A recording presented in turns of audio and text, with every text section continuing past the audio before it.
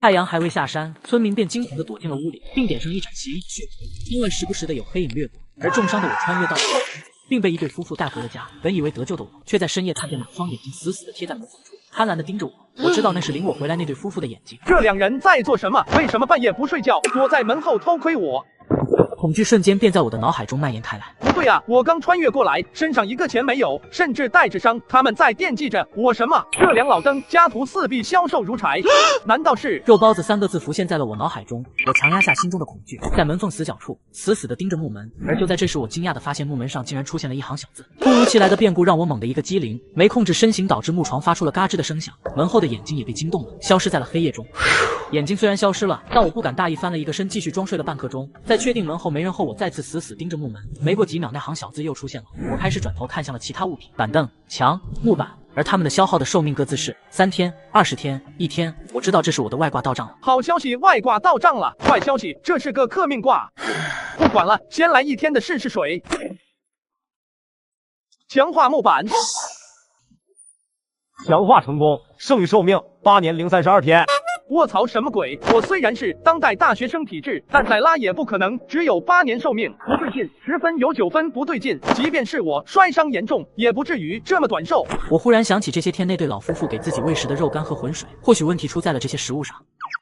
现在想这些没用，还是先看看强化过后的木板属性。一块上好的红木板，外表的红油能够防蚊驱虫，是上等货没错。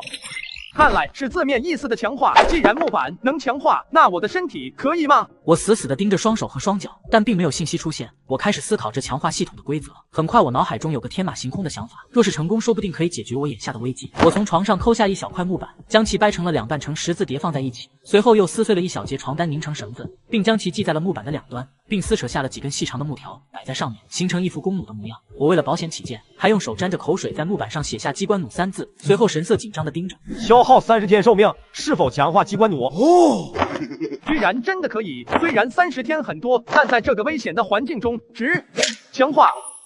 哦，精简打造的机关弩配有牵引细线和淬毒箭，实乃杀人越货之利器。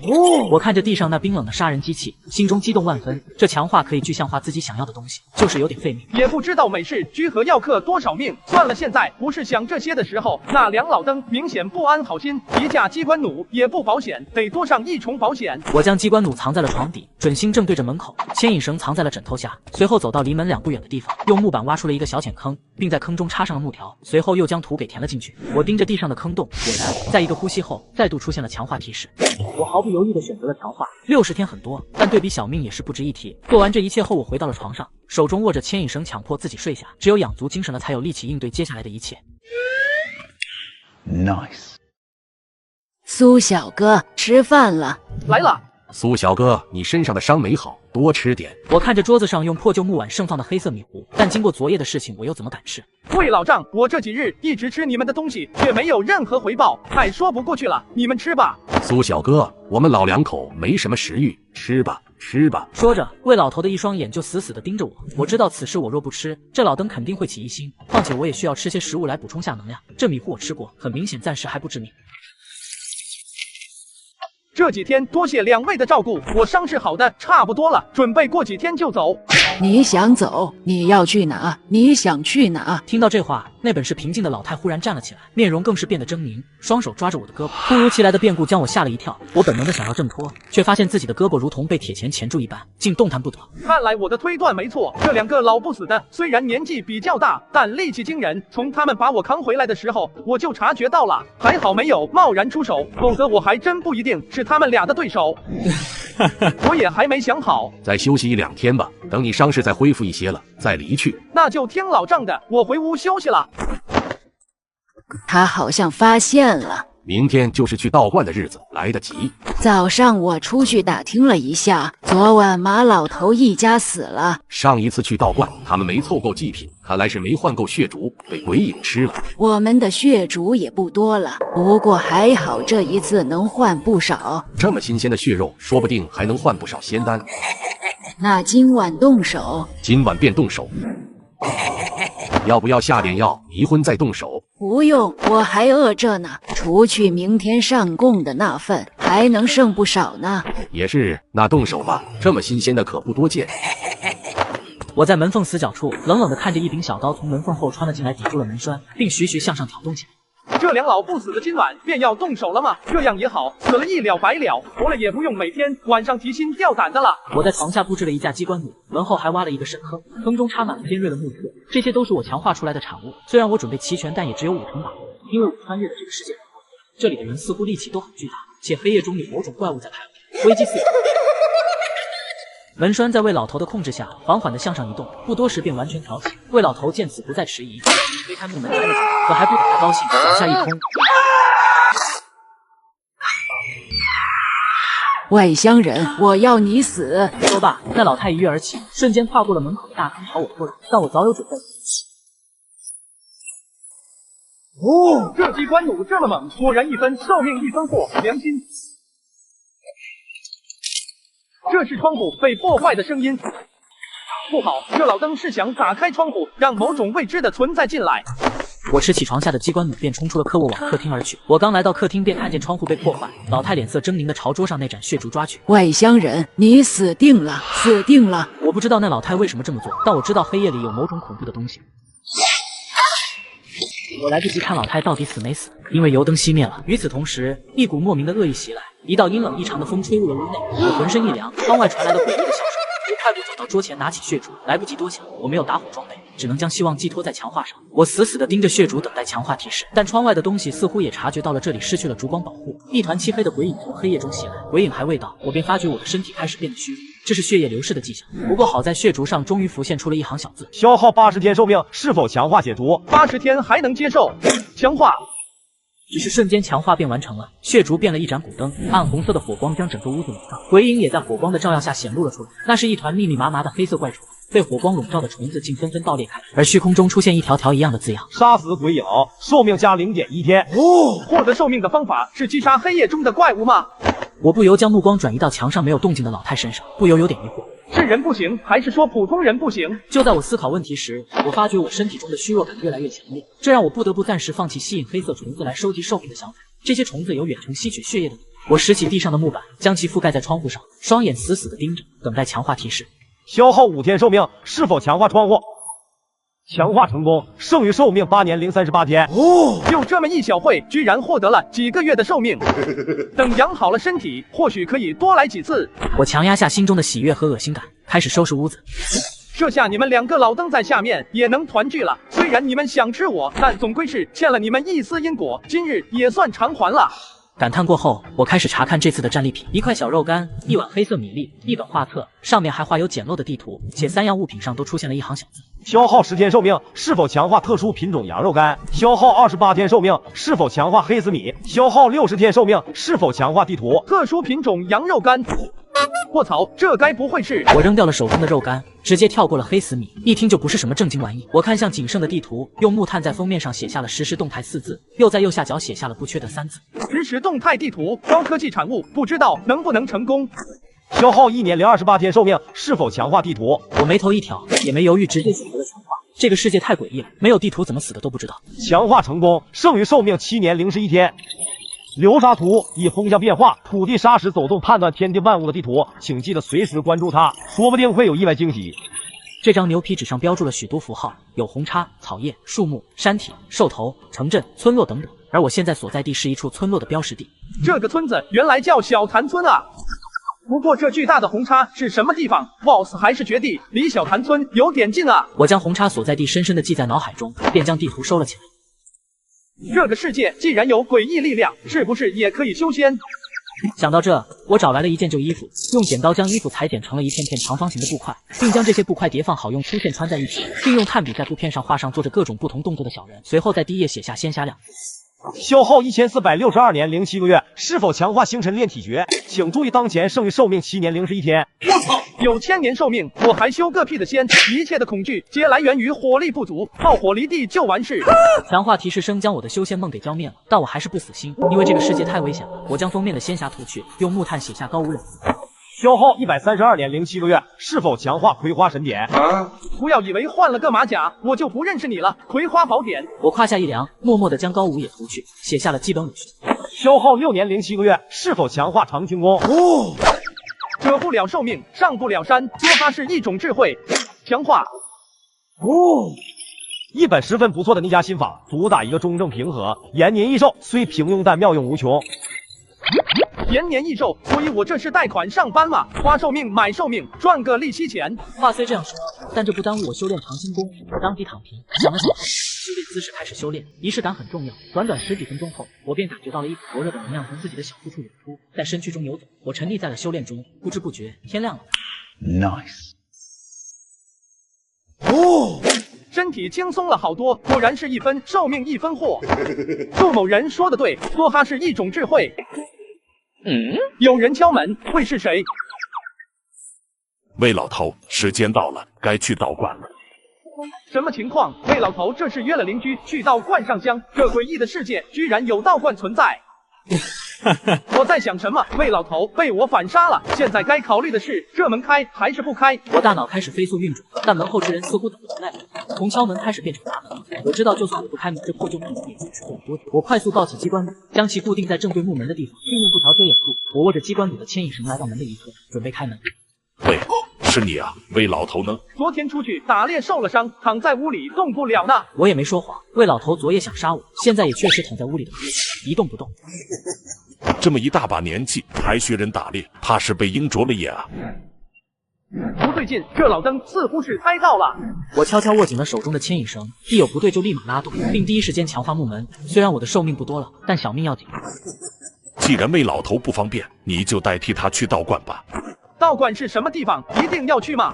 看来魏老头把你捡回来，没跟你说啊。还请劳烦老丈告知。黑夜中的那东西，想必你也看见了吧？你是说那诡异的虫子？知道就好，不用我多费口舌了。那些怪物只怕血烛的烛光，血烛不多了吧？不想死就跟我们一起去道观，求一些血烛。老头说完，我便察觉到了一道道贪婪又诡异的目光盯着我。我往外看去，只见村道上站了数十道干瘦的村民，大多数人都背着包裹。我隐约还看见这些包裹皆被红色侵染，有些甚至还往外滴着某种液体。我头皮发麻，不敢多看。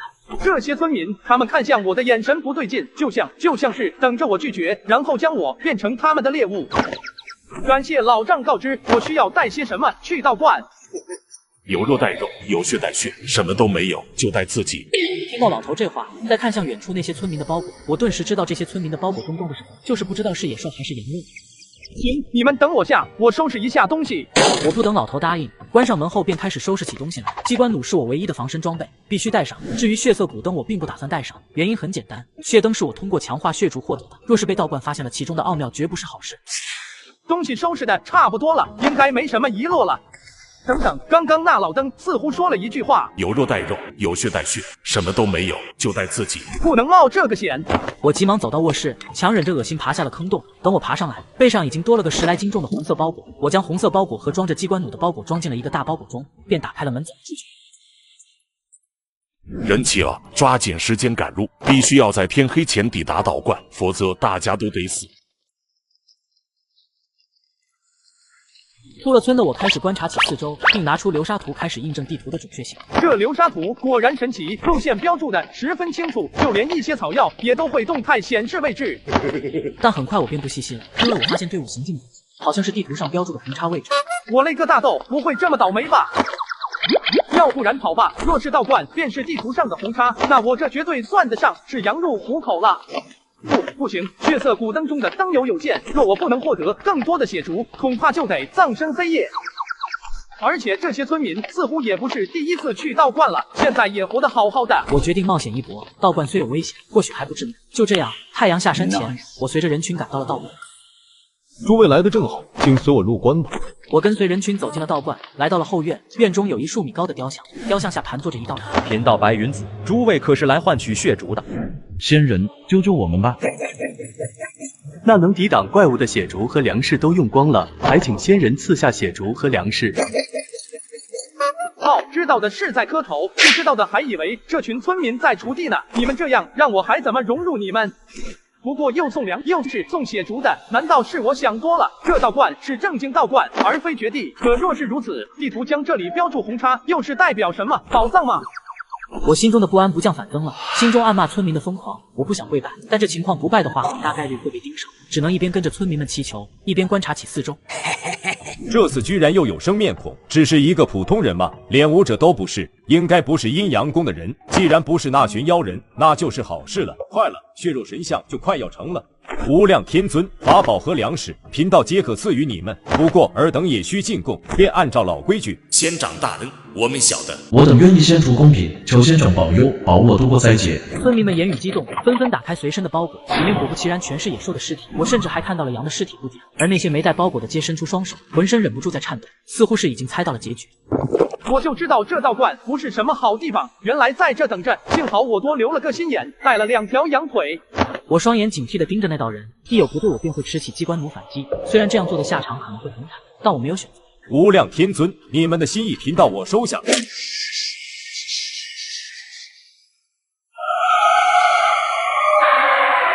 一股熟悉的恶意袭来，我带来的羊腿以一种诡异的方式干枯起来，就像是被某种存在吸取了血肉，而那些只带上自己的村民本就干瘦的身躯变得更为干瘦了。就在我思考这股熟悉感来源哪里时，一阵眩晕之感袭来，村民们原本痛苦惊慌的神色只是瞬间便转变为狂热，口中反复呢喃。我知道这是精神污染。就在我绝望时，丹田中涌出一股热流，冲散了我脑海中的眩晕。这是长清宫的内力，这波梭哈强化长清宫不亏啊，否则今天怎么死的都不知道。这哪是什么道观，简直就是妖官、妖道。等等，妖道普通人没有寿命加成，那妖道呢？或许这也是一个增加寿命的办法。我隐约有点心动了，但很快便被眼前的景象和现实给打回了原形。等有实力了再做尝试。这股远程吸取血肉的能力和黑夜中的怪物很像，就像是怪物的加强版。该死的，这该不会是在养猪吧？我顿感头皮发麻。若黑夜中的怪物来源于这道观，那我就只有2个选择，要么平推道观，要么就是逃离此地。而就在我左右衡量之时，围绕着我的恶意开始退去。我放置羊腿的包裹中出现了一盏全新的血烛和一小块肉干，而当我看向其他村民时，他们的包裹中基本上都有血烛和肉干，甚至我还看见了丹药。法宝、仙丹、粮食皆已赐下。山脉夜间不太平静，尔等随青云子前往客房休息一夜，再回去吧。你们便在这歇息一晚，明早再离去。我看着眼前的3间客房，犹豫了会选择了中间那间，毕竟早晚会出事。房间内有股淡淡的臭味，我也没多想，学着村民们睡在了席上。村民们很快便打起了呼，不过我不敢睡着，眼睛虽然闭着，但精神一直紧盯着。前半夜很安静，就在我迷迷糊糊之间，一阵诡异的笑声将我的困意人群。今日就是这些村民上供的日子呢。是啊，每次上供都可以好好吃上一顿呢。1、2、3，我们选哪个？小孩子才做决定，我全都想要。不行，被师傅发现了可没我们2个好果子吃。行吧，我等不及了。冒靠，这又是什么？一人一个，还难着吃掉，要不要玩这么大？我默默地将机关弩放置在身侧，并用包裹覆盖，眼睛微张地盯着门口，心中祈祷门外的怪物千万不要选择自己这间。但是之不如意者十有8九，脚步声停在了我所在房间外，紧接着那本是紧闭的房门被打开了。就选靠墙的最后一个吧，也不容易发现。不行，我选第一个，最后一个太远了。听我的，最后一个安全，当然选第一个。完事后赶紧走。那不如一人一个吧。这个办法好。这又是什么怪物？美人蛇还是双头？我苏某人可不好这口，要不要搞这么大？这到底是个什么世界？还好我的位置虽然靠后，但不是最后一个，这波应该是稳了。就在我自我安慰时，怪物开始慢慢靠近。怪物在路过我时，其中一个脑袋似乎发现了新大陆，我心中咯噔一下，做好了最坏的打算。这个人气血好强啊！真是不多见，我改变主意了，我不选最后一个了，我要他。不行，血肉神像最喜欢这种气血强的人。走吧，这个人肯定被师傅盯上了，要是师傅知道了，我们就死定了。我说的也有道理，可是我真的好想要他呀！好像是躲过了一劫，不过这怪物说的血肉神像是什么？庭院中那座数米高的雕像吗？还有他们的师傅是谁？白云子还是青云子？不管是谁，我现在的处境都极为危险。这群妖道现在不动手，肯定是有我不知道的原因，或许是想榨干我身上的每一片血肉，就如同这些村民一样。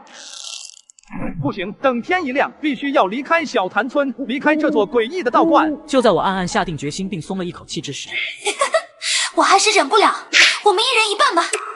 你疯了，师尊不会放过我们的。不，我我刚刚探查了，这个人体内没有血煞。师尊他虽然喜欢血气强盛的身体，但前提是身体已经被血煞完全侵蚀了，而不是现在这一具正常的身体。可血煞入侵是迟早的事，我们现在摘了果子，师尊他也一样不会放过我们。我讨厌犹犹豫豫，大不了我们再出去抓几个普通人进来，填上空缺就行了。哦，真是，我开始心动了。那说好了，一人一半。我要上边，不，我要上边，你要下边。行了，各退一步，我要左边，你要右边。这个办法好。我顿感头皮发麻，最坏的结果出现了。我知道不能再坐以待毙，我迅速拿起藏在包袱底下的机关弩。我不敢去看那怪物死没死，并不是我不想补刀，而是机关弩不能连发，重新上弩箭是需要时间的。这座道观的敌人可不止这一个，我需要第一时间逃离这里。至于黑夜中游荡的怪物，有血竹在，还有一线生机，只能走一步看一步。好痛好痛，他的神智居然是清醒的，该死该死！现在可不是抱怨的时候，好不容易到嘴的鸭子，还不能就这样跑了追。该死的，居然没能射死这怪物！前面左转，然后再右转，便是道观的大门处了。按这个速度，应该来得及。我拼尽全力的运转长青弓，速度再度快上一点。而美人蛇由于蛇尾受伤，竟被我拉开了距离。我看到了道观敞开的大门，近了，越来越近了。我不知道为什么大门是敞开，且道观内的妖道也未出现，但这是我唯一的生机。我不敢迟疑，装入了漆黑的夜色中。师傅跑了，他跑不掉的，我们继续追。不用追了。完了，师傅发现了。师傅，弟子知错了，我们现在就将那人给追回来。错，何所之有？你们不仅没错，反而有功。师傅，您就别开弟子玩笑了，认打认罚我们都认了。一个普通人又怎么可能逃出关外？可不要忘了，现在可是黑夜，外面可不平静。他想要活下来，就得点上血烛。血烛可是由血煞炼制而成，点上血烛，虽然可以在鬼影鳌的包围下活下来，但自身也会被血煞入侵。而鬼影鳌本就是血煞的一种，血烛消灭鬼影鳌，双管齐下。只需要一夜，那年轻人便会被血煞完全侵蚀。以他的气血之力，完全可以顶得上10个村民。虽然这样做会消耗一些鬼影鳌，但这里毕竟不是我们的地盘。有了他，血肉神像定可提前圆满。恭喜师兄，天亮后师弟替师兄将这大药采摘回来。这小潭村的村民和周围的野兽也快被血煞完全侵蚀，要不了多久也可以采摘了。血肉神像一成，师兄定可突破瓶颈，迈入玄机境。你无需羡慕，这一次献祭有功，我会向观里如实上报，到时赏你1尊白玉像。多谢师兄。那怪物没有追来吗？我松了口气，但很快不安的情绪再度充满我的内心。无他，黑夜中太安静了，甚至听不到虫鸣声。我不由联想到黑夜中那恐怖的虫子。我不知道黑夜中除了那虫子还有没有其他怪物，但我必须趁怪物还未袭来，提前做好准备。我快速从包裹中掏出血烛，将其掰成2节，将其中1节放回背包后，我死死地盯着剩下的半截血烛。消耗100天寿命，是否强化血烛？怎么是100天？上回我强化血烛只消耗了80天寿命。难道是和血烛的大小有关？我虽然疑惑，但现在很明显不是考虑这些的时候。强化成功，当前剩余寿命2月01天。一盏可以消磨低等煞气的古灯，效果强悍，并配备了点火装置。但需要注意的是，点亮它有可能带来不幸。我将机关弩挂在包裹上，点亮血灯，拿出流沙图，开始规划远离这里的路线。很快我便将路线规划好，我将血灯熄灭，借助月光开始赶路。但就在我走下山后，一阵阵诡异的笑声从里发出。这笑声是鬼影鳌吗？他们发现我了！一股熟悉的恶意袭来，我的身体开始变得虚弱。这是鬼影鳌远程吸取血液的。我连忙将手中的血色古灯点亮，伴随着虫子爆裂的声音，一道半径约有3米的血光将我包裹，同时也隔绝了鬼影鳌远程吸取血液的。杀死鬼影鳌，寿命加0.1天。随着鬼影鳌的聚集，虚空中的字样开始疯狂浮现，但随之而来的是一股淡淡的恶意。我的血液在缓慢减少。这样下去不行，鬼影鳌实在是太多了，就连血色古灯也不能完全保护我了。恐怕还未等我逃离小潭村和青云关，就会被吸成干尸。既然1盏血灯顶不住，那2盏呢？我连忙取出包裹中的半截血烛，双眼死死地盯着。是否消耗100天寿命？强化血烛。强化成功，当前剩余寿命3天。我连忙点亮刚强化的血灯，邪异的红光扩散，原本半径3米的红光扩散到了4.5米。恶意还在，两盏血灯都不能完全隔绝吗？也还能接受，短时间内不用担心血液不足的问题。希望黑夜中没有其他的怪物。我分辨了下方向，顶着血光开始赶路。我不敢走快，四周全是密密麻麻的黑色虫子，我的视线只剩下被血光覆盖的区域。数小时后，我拖着虚弱的身体，脸色难看的盯着一块石头。该死的，怎么又回到了这里？我明明没有改变方向，流沙图的行进方向也没问题，那问题出在了哪里？鬼打墙了！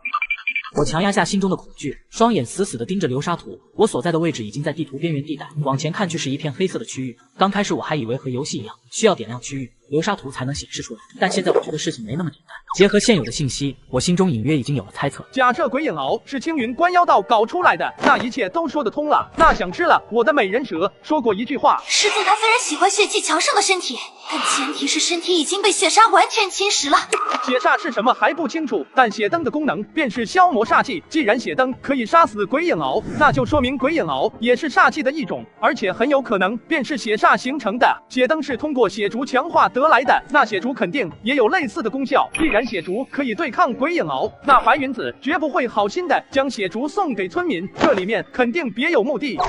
而白云子的目的是让村民被血煞入侵，那血烛的作用很有可能便是血煞入侵，而这个过程可能需要时间，所以那白云子为了不让村民们逃离出去，便将这片区域给封锁了。我脸色很难看，若真如我猜想这般，想要离开小潭村就只有一个办法，解决弄出问题的人。不过那白云子和青云子的实力不详，以我目前的实力，想做到这点很难。或许我可以转变下思路，既然我的金手指可以强化活物之外的东西，那可不可以让我离开这鬼地方？我快速用手蘸着泥土在衣服上写下，穿上可成功离开小潭村。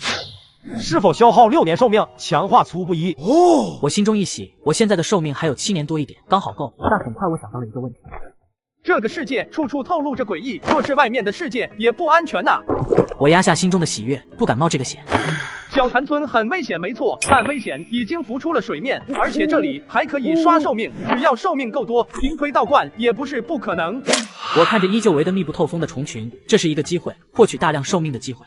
虚弱感越来越强了，必须要补充血液了，否则很有可能因失血过多而死。我从包裹中拿出一块大肉干，用弩箭在上面刻下了补充气血。是否消耗60天寿命，强化特殊品种羊肉干？干，你就不能将特殊品种4个字删掉？强化。一种可以快速补充气血和填饱肚子的羊肉干，但需注意的是，食用它很可能带来心理压力。我默默地看着手中的羊肉干，心一横，眼一闭。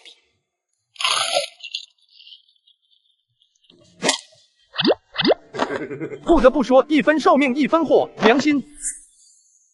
很快上半夜过去了，鬼影鳌的数量也不再遮天蔽日，稀稀疏疏的开始退去。杀死鬼影鳌，寿命加0.1天，当前剩余寿命16年07个月。哦，永生不是梦啊！可惜了这些，鬼影鳌的数量有限。我开始思考平推道观的办法，功法秘籍直接被我排除了。我时间不多了，我将思路放在了武器身上。很快我便有了个想法，想到便做。我用弩箭挖出一堆泥土，随后打开一盏血灯的盖子，将里面的灯油倒出一半，浇到泥土上。随后我将泥土捏成了一把枪的模型和一个圆柱形物体，并用弩箭在上面刻下了喷火枪，无后坐力字样。是否消耗10年寿命，强化喷火枪？卧槽，10年要这么多？我有点犹豫，但又想起了被美人蛇和妖道支配的恐惧。干了，1分寿命1分货，强化。强化成功，当前剩余寿命6年0210天。一把可以净化煞气的喷火枪，枪身由特殊金属打造，搭配液压缩油罐，总重量20公斤，火焰温度恒定在1200度，可持续喷射20秒，最远射程30米。很可惜它没有某球队的19度。好沉，幸好加了个无后座特性，否则就我这身体素质，估计会被喷火枪直接抬走。就在我好奇打量我的新武器时，一阵嘈杂的声音从黑暗中传来，伴随着的是一股阴冷的气息袭来。有东西过来了！等等，这个方向是地图还未显示出来的未知区域。我抱着喷火枪开始缓缓后退，这股阴冷感给我一种陌生的感觉，绝不是鬼影。没过多久，我便看到了令我头皮发麻的一幕。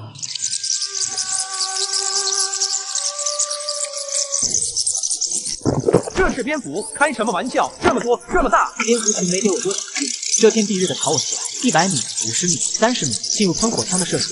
但现在不是开火的时机，就是现在！我抱着喷火枪在原地转，炽热的火势突破了周围。天空中下起了一片火雨，细细看去还有一缕缕黑烟在扩散，而圣母的蝙蝠线正四散而逃。杀死瘟疫蝙蝠，寿命加0.3天。虚空中的字样密密麻麻的开始浮现，不多不少，正好2等。这威力没得说啊！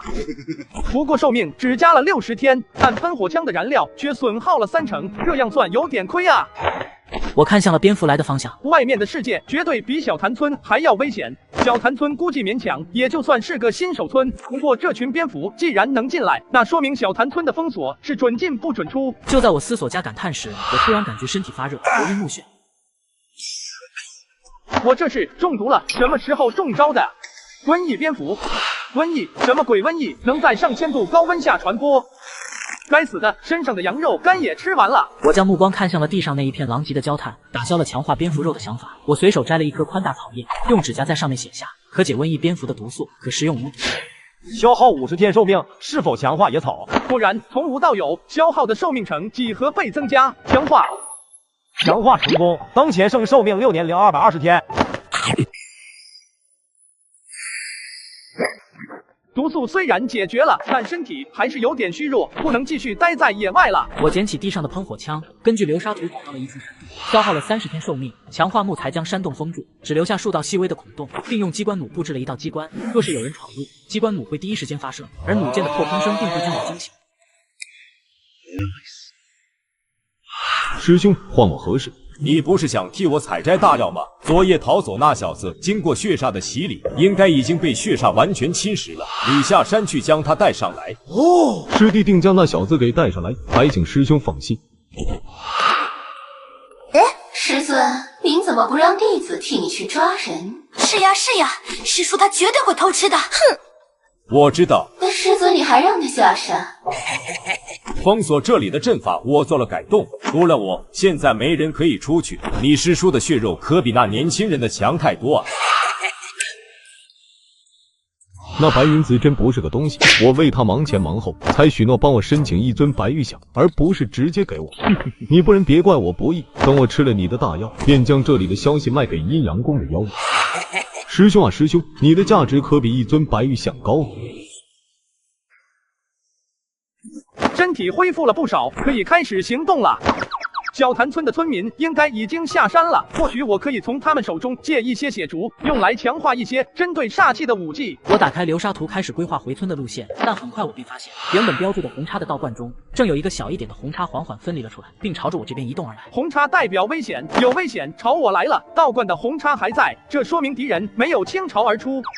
会是谁？美人蛇还是那2个妖道？他们又是怎么发现我的？不管他们是怎么发现我的，这是一个机会。我开始准备起来，我将机关弩的牵引绳拉好，必要时脚一碰便可发射。随后我用泥土捏了一把铲子，在付出了20天寿命后，开始在身体前方至洞口处挖了一条40-50厘米深的铁坑，铺上树之后，将泥土盖在了上面，并在泥土表面写下深10米的陷阱。10米够吗？那妖道似乎会妖法。我将10米除去，改成了20米。是否消耗120天寿命，强化大型陷阱？要是有时间再挖深一点，说不定消耗的寿命还能再少上不少。强化成功，当前剩余寿命6年050天。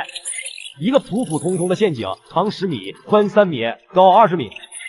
还有6年多寿命，要不要再准备点后手？我看着眼前平整的地面，最终还是放弃了，因为我不清楚杀妖道有没有寿命加成。若将全部寿命捏在了这个敌人身上，那我唯一的退路也没有。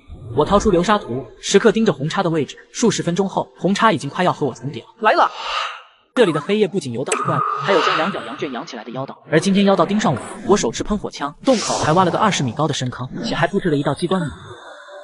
躲在了山洞里吗？我记得这个山洞以前可没有木门。有点意思，这小子虽然只是普通人，但昨天在道观，师兄的血煞也没能侵蚀他的心智，反而让他跑了，没必要去冒险，远程享用美味也一样。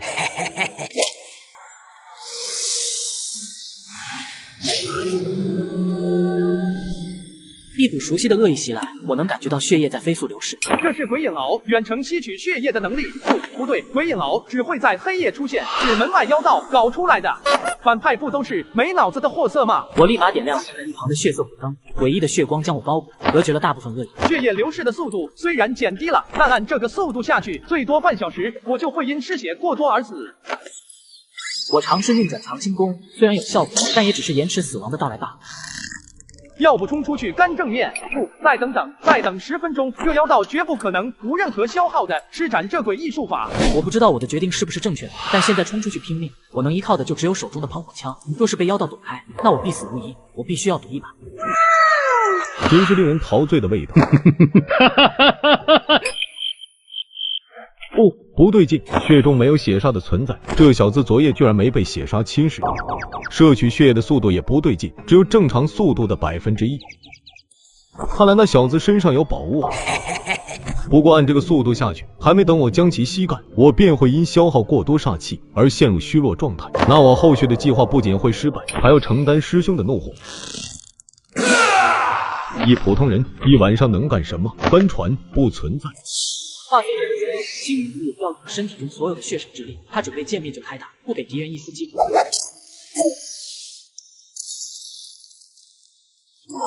就是现在！是10秒，系统的提示声并未停止。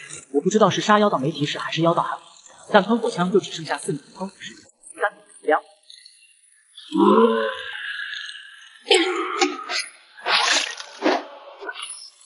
给我死！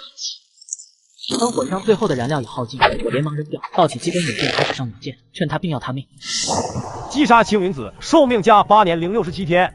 死了！20米高的坑洞，摔不死就算了，上千度高温烘烤10来秒，居然也没第一时间死去，这到底是什么怪物？不过幸好击杀妖道也是有寿命加成的，而且还不少。若是将美人蛇和白云子也给干掉，寿命岂不是直接起飞？我看了眼还在燃烧的青云子，心中有点遗憾，因为战利品很可能已经被上千度的高温烧没了。青云子虽然死了，但那白云子的实力绝对远超青云子，更别说还有一条美人蛇。我现在剩余的寿命是14年零117天，要好好利用一番，提升下实力，应对接下来的危机。喷火枪的燃料必须补充，可惜了，同一件物品不可以2次强化，我得找个容器，利用水和铁灯中的灯油来强化出能对付煞气的燃料。身体素质也需要提升一波，光是抱着喷火器就感觉有点吃不消了。我记得小潭村的村民好像有人在道观中获得了丹药，或许我可以强化丹药来提高身体素质，这样能省下不少寿命。还有就是这群妖道远程吸取血液的能力，青云子我就已经很吃力了，若是白云子，估计不等我出手都有可能会被吸干，必须想个办法隔绝这股能力。血灯的灯油不足了，血烛也必须要补充了。我在心中快速制定计划，而火焰也终于熄灭了。我在残骸中发现了一枚令牌，其他的都已化为了灰烬。是否消耗1年寿命，强化血肉道观的普通弟子令牌？血肉道观、铁煞，这其中肯定有联系。或许这个世界不止一种煞气，不过怎么强化个令牌都要1年寿命。我强压下好奇心，将令牌收起，带着所有家当往小潭村赶去。师尊，这都中午了，师叔还没将人带回来。他能将人带回来就怪了，早就被吃光了。哼！吃了我的大药好啊，那你师叔就是我的大药，哪怕关内发现了，也不能怪我什么，毕竟我们在里啊。乖徒儿，问问看，你师叔的位置在哪？我已经迫不及待了。师尊，师叔的气息消失了。该死，他不会逃出去了吧？不可能，若是有人出去，阵法必定会感应到，但从今早开始，阵法并没有波动。白云子突然想到一个不可能的结果，青云子死在了那年轻人手中。怎么可能？那明明只是一个普通人。我留在他身上的气息还在，而且就在小潭村方向。不可能，他要是有这实力，昨天晚上又怎么会那么狼狈？或许那是他的伪装呢。这不重要了，乖徒儿，随我下山，我倒要看看他身上到底有什么秘密。师尊，有东西过来了，好多，密密麻麻的。这是瘟疫蝙蝠，他们不是在东边森林深处的一处洞穴居住，怎么会跑来这？师尊，现在不是想这些的时候，这群蝙蝠朝我们扑来了。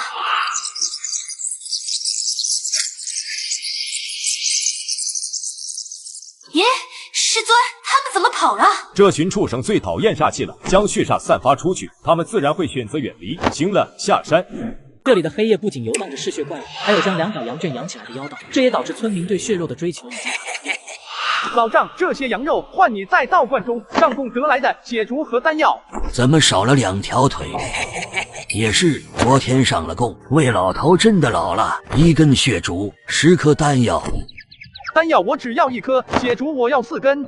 2根，我只能拿出这么多，否则今晚我便会被黑夜中的鬼东西吸干。不过丹药我可以给你5颗。我盯着眼前这个老头，相比较交易，其实灵元垢更适合我，但这老头也算对我有恩。罢了，2根也差不多了，实在不够，再从别的村民那借一点。老丈，你这有白糖吗？丹药我只要1颗，剩下的换点白糖。丹药对我来说，1颗和5颗其实没多大区别，倒是白糖的操作空间就大很多了。我只有1斤白糖了。成交。当我再次回到魏老头屋里时，已经是中午了。我将物资全摆在桌上，缺少燃料的火焰枪、机关弩、灯油不多的3盏血灯、羊肉干、黑死米、白糖、木炭、血竹、丹药、木铲、血肉道观的令牌、流沙图。等等，流沙图有变化，道观的红叉在移动，这是倾巢而出了。青云子的死这么快就被发现了吗？不过这妖道好像能实时知晓我的位置，就如流沙图可以显示出他们的位置一般。这个世界的力量有点诡异啊！不，现在不是讲这些的时候。按红叉移动的速度，最多半个时辰，那妖道和美人蛇就能赶到小潭村。要不要暂避锋芒，先离开小潭村？不行，外面的世界绝对比小潭村还要危险。那瘟疫蝙蝠便是例子，花费6年寿命的结果是面对未知的危险，而击杀白云子和美人蛇则会给我带来至少10数年的寿命。风浪越大，鱼越贵，做好万全准备，未必不能赢。青云子的难缠我已经领教了，这个世界的反派绝对不是无脑那种，我唯一的优势就是敌人不知道我的金手指，可以好好利用这点。先将喷火枪的燃料补齐，然后强化出一件能隔绝血煞的道具和提升身体素质。若是还有多余的寿命，可以制作点火药。我在心中快速过了一遍计划，确定没问题后，我便开始行动。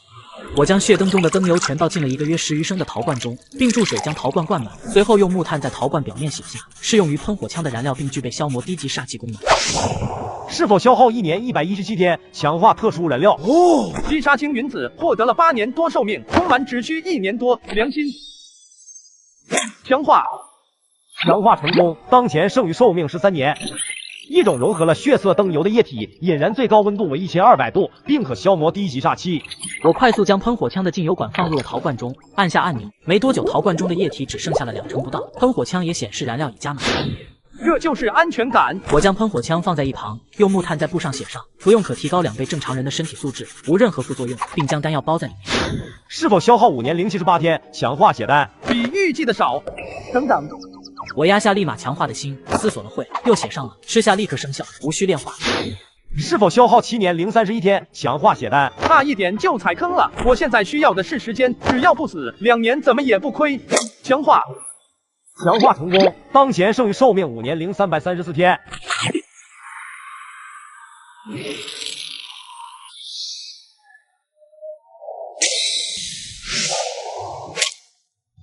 好强！我感觉我一拳能打死牛。还剩5年嘛！我快速将2根血竹掰成4节，花费了400天寿命后，我将其中3盏血灯的灯油倒进了一个陶罐中，并将身上的衣服帽子扔了进去，随后在陶罐上写下3天内完美隔绝低级血煞的入侵。是否消耗321天？强化一套旧衣服。看来是没错了，若是物体本身就自带相同的属性，强化消耗的寿命越少。强化。我将恢复如初的外套穿上，随后将白糖、木炭、黑死米扔进了还装有燃料的陶罐中，用陶盖封住，并在表面写上超高温、地雷、触发简单。是否消耗4年0170天寿命？强化超级地雷。这么猛，我准备如此齐全，还需要4年半，这地雷恐怕不简单。强化成功，当前剩余寿命1年0164天。一枚极易触发的超级地雷，爆炸瞬间会抽取周围所有氧气并燃烧，虽威力不大，但中心区域的火焰温度高达2500度，且在爆炸后会产生一种剧毒气体。毫无疑问，它是一种艺术，请注意轻拿轻放。这不就是温压弹？我连忙将这大宝贝用布条包裹，带着铲子便出门。这大宝贝一个玩不好，便是双速双飞，不对，是3飞。40分钟后，白云子带着美人蛇赶到了小潭村。师尊，人就在里面。我闻到他的气息了，愚蠢，在我们面前玩灯下黑！师尊，我替你将他抓出来。青云子都死在了这人手中，我的乖徒儿，你师叔的实力虽然远不及我，但比你可强太多了。是徒儿冲动了，让我看看你到底藏了什么秘密。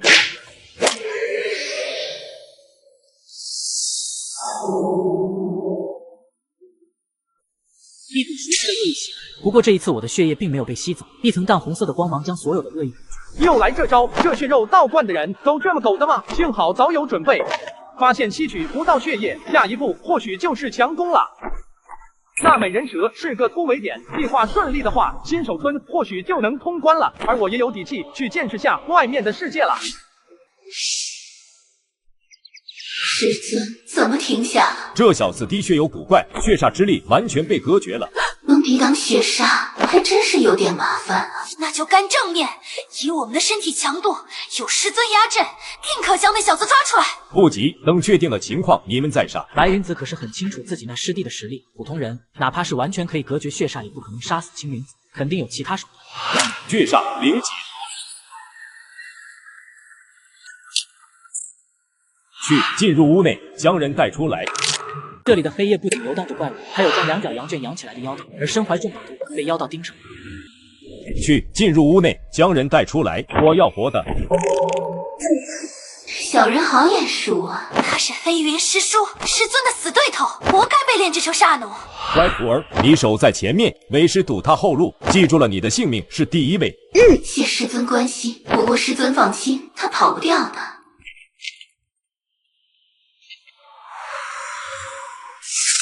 血煞退去了，要开始强攻了吗？就在我将目光放在门上时，一道树枝被踩压的嘎吱声从屋的一侧传来，那是我在屋外布置的一种小手段，用来判断妖道的动向。有东西往屋后过来了，会是谁？白云子还是那美人蛇？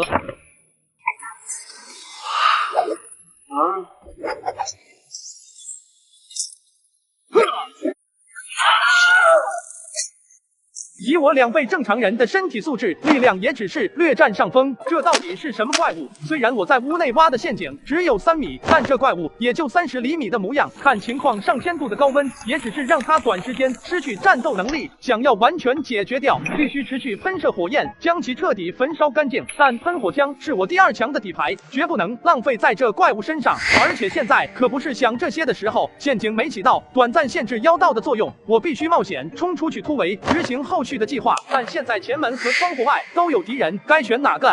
可惜了流沙图，只能确定大概位置。要是有手机上的卫星定位功能就好了。对了，最近换了新手机，拍视频就是好。旧手机我直接叫爱回收，免费上门回收了，可方便了。全国近2000家门店，下单就有工程师上门回收，价格满意，现场打钱。我这台用了几年的 iPhone 12 Pro 还卖了3000多，不愧是上市公司。要我说，回收手机、平板、笔记本找爱回收准没错。我不知道白云子在哪个方向，但我必须在妖道动手前做出决定。青云子死的不冤，这小子有完全隔绝血煞的能力，和一把可以发射出超高温火焰的怪异武器，有心算无心下，也算合理。东西不错，我的了。血奴虽有灵智，但还是太呆板了。就让我看看你还有没有其他底牌，真是期待啊！就在白云子准备亲手操控血奴时，一道身影破窗而来。啊！卧槽，不是美人蛇妹妹！这火焰居然还可以净化煞气，好东西！哎，不好，师尊那有情况，我们快去帮忙。这前门不守了吗？还守上，人都跑了，快追！幸好白云子第一时间没反应过来，若是被拖住了，后续的计划全得泡汤。也不知道超级地雷能不能炸死白云子。不过有一点可以确定，喷火枪是绝对杀不死白云子的。那青云子都能硬抗10多秒，而白云子最理想的情况下也是重创。你跑不掉的。不行，这妖道的速度太快了，喷火枪压根就打不中，只会浪费燃料，必须限制了他的躲避空间再出手。就是前面。哦，不好！上千度的火吞没了白云，一道血之煞气直接扑在了白云子身前，虽隔绝了火焰，但坑中的温度正以一种夸张的速度上涨，而血色煞气也迅速消失，速度之快，让白云子彻底。5秒、10秒，一阵惨叫从坑中传出，我不敢大意，单手抱着喷火枪，另外一只手持着机关弩，神色凝重的盯着。18秒，喷火枪的燃料耗尽。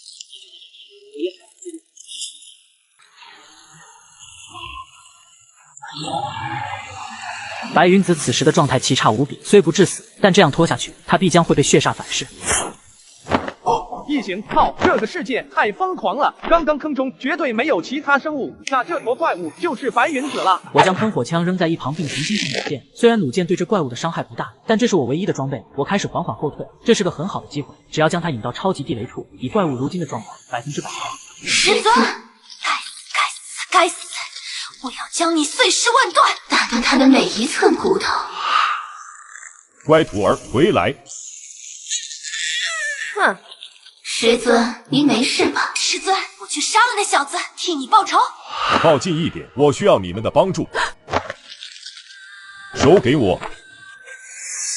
师尊，我好难受，难受也忍着。师尊这是借助我们的气血来恢复实力和伤势，可真的好难受。但为了师尊，我会坚持下去的。不对劲，我不知道白云子在做什么，但直觉告诉我，最好是立刻逃离这里，或者打断白云子的施法。逃离直接被我否决了，我现在的寿命也就只剩下个位数了。小潭村也被封锁，回不去的情况唯一的攻击方式也起不到作用，现在唯一的机会便是那超级地雷了。但白云子已经上过一次当了，必须以身为饵，以真乱假。不忍心吗？还是可不的。白云子，醒醒吧！这个世道哪还有真正的爱？灾星降临，人性早已被扭曲了。你们只是个局所需罢了。你照顾了他们这么久，日日夜夜用血煞温养他们的肉身，不让他们身处险境，不就是为了培育一具完美且可随时使用的血气？吞噬它，你失去的力量将会回来。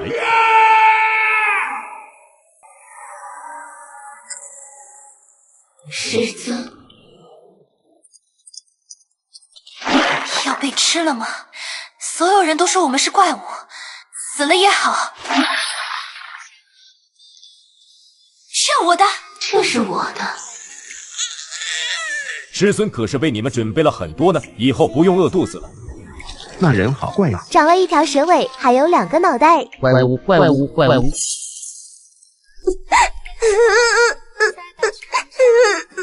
没事了，以后没人可以说你们是怪物了。以后谁再敢这样说，就告诉师尊，师尊晚上给你们加菜。师尊把我们抛弃了，你恨吗？我只是有点遗憾，这段快乐的时光太短了。这里的黑夜游荡着恐怖的存在，还有将两脚羊圈养起来的妖道，而我正被妖道追杀。那美人蛇居然是妖道培养的血包，应该第一时间击杀美人蛇的。算了，本来也没抱多大胜算，在喷火器身上，真正的杀招是超级地雷。按原计划，以真乱假，坑杀妖道。身为普通人，乖乖被我吸取血气不行吗？你清高，自己的徒弟都被你吸干了。若不是你，我也不至于牺牲我那乖徒儿。不过只要将你抓住，以你的气血和身上的秘密，绝对可以弥补我的损失。这妖道的力气真是大了，幸好身体强度也得到了2倍提升，勉强还能承受。就是这里。故技重施，愚蠢！可惜了煞技对你无效，否则何须如此麻烦？我拼尽全力奔跑，虽然在速度上落于下风，但我在道路中挖的陷阱，期间白云还会用煞气来攻击陷阱，但很快他便发现，对于要开或者跳跃的地方不一定有陷阱后，便放弃了顺手破坏陷阱的想法，选择与我相同的路线。只要我走过的路就是安全的，我避开他也避开，我跳跃他也跳跃，而我们之间的距离也越来越近，50米、40米、30米。白云子不知道的是，我为此消耗了2个月，强化了个2次触发陷阱。我走过的地面可不一定是安全的。鱼儿上钩了，该收网了。方圆数百米的空气在这一刻被抽空，恐怖的热浪席卷开来，我不敢停下脚步，直到跑到了500米开外，那股缺氧的感觉才能到缓解。这一术有点猛啊，或许下次可以做个火箭筒，用来发射温压弹。这种地雷式的温压弹还是太危险了，要不是埋在了地下10米处，恐怕我也得交代在那。等等，没收到寿命增加的提示，那白云子还没死。我强压下心中的不安，温压弹的恐怖可不只是爆炸时产生的2500度高温，爆炸后形成的真空环境才是致命伤害。或许是我想多了，高温、真空、剧毒，这要是不死，可以直接伤号重开了。该死该死该死！身体完全动不了，必须要尽快补充消耗一空的煞气。怎么会有河水流动的声音？附近明明没有河流，好冷。还有这股窒息感，我明明在呼吸，为什么还会窒息？白云子开始剧烈呼吸，不仅没吸到氧气，反而将一缕缕毒雾吸入了身体中。我这是要死了吗？记忆如潮水般在白云子脑海中浮现。杀人如题，阿云，我们成功了，我们也可以成为那人上人，再也不用担心黑夜中的鬼东西，再也不用担心饿肚子了。哥哥，你会后悔成为拜神吗？眼睁睁看着自己一步步迈入深渊，七情六欲被扭曲，却怎么也停不下脚步。或许葬身黑夜才是普通人最好的归宿。师尊，你为什么要抛弃我们？大元怒，我真的控制不住。这不是我，不是错的，不是我，治这个世道，治那该死的灾星。击杀白银子，寿命加25年零128天。总算是解决了，不过25年有点低啊，可惜了，那美人蛇最终死在了自己师尊手上。希望战利品不要让我失望。我开始往回走，至于摸尸白云子，现在还不是时机。坑中的剧毒和真空都还存在，况且那么高的温度下，恐怕也没剩啥东西了。白云子和蛇妖都死了，我这也算是救了小潭村所有人的命，借一些血竹和丹药不过分吧。奇怪，小潭村今天怎么那么安静？不安的情绪浮现我心中，我似乎是忘记了一件事，我连忙跑回问，除了一片狼藉，别无他物。那邪异的小人不见了，是随着白云子的死亡消散了吗？还是说逃走了？我快速取出流沙图，若是有危险，流沙图肯定会标注出来。周围没有红叉，说明附近没有敌人。等等，地图中的黑色区域消失了，也就是说小潭村的封锁消失了。封锁消失，这对我来说是个好消息，这可以替我省下6年寿命。不管有没有敌人，先将喷火枪的燃料充满。我快速从包裹中拿出仅剩的血灯，消耗1年寿命用水和灯油强化出了1陶罐燃料，给喷火枪加满后，我又将剩余的燃料封存好，一并放入了包裹中。这令人着迷的安全感。先去村民那借点血竹和丹药，强化一波后，再去道观打扫战利品，避免道观中还藏有危险。老丈在家吗？门开着的，在屋里还是忘记关门了？我迟疑了会，还是选择了进去。这是全身的精血被吸干了，难道是那邪异小人干的，还是村民们自相残杀？我开始在老头屋内翻找，找到了1瓶丹药和2根血竹，还有数根羊肉干。保命的东西都还在，那村民的嫌疑便可以排除了。实力只要拥有碾压一切的实力，这些鬼东西全都是臭鱼烂虾。3天内我可以完全隔绝低级煞气，可以好好利用这点来刷点寿命。现在的提升方向可以选择强化身体素质，等以后找到个安全的地方再考虑修炼武功秘籍或者仙法，毕竟这玩意可速成不了。我快速将所有丹药倒出，揉捏成一团，并在破布条上写下：服用可提高8倍正常人身体素质，无副作用。服用后无需炼化，1天内可自动完全吸收，并将丹药包裹在其中。是否消耗23年零233天？强化超级血丹。要这么多，加大了丹药的剂量和延缓了吸收，也只是少了大概5年。要不降低一点标准，留点寿命兜底。干，多杀一些怪物或者妖道就回来了。梭哈，强化成功，当前剩余寿命262天。美式翘臀知道吧？服用它，你将是下一个美式翘臀。10倍正常人的身体素质，啧啧，一拳下去老虎也得跪啊！不过以后估计得多备些食物了。吞下丹药后，我走出了房屋，在村内挨家挨户的搜查，结果都一样，全被吸干了精血。不过我也有收获，数十根血竹和足10数斤重的羊肉干。我很排斥这种肉干，但没有食物的情况下，我没有选择。真是个糟透了的世界，该去道观了。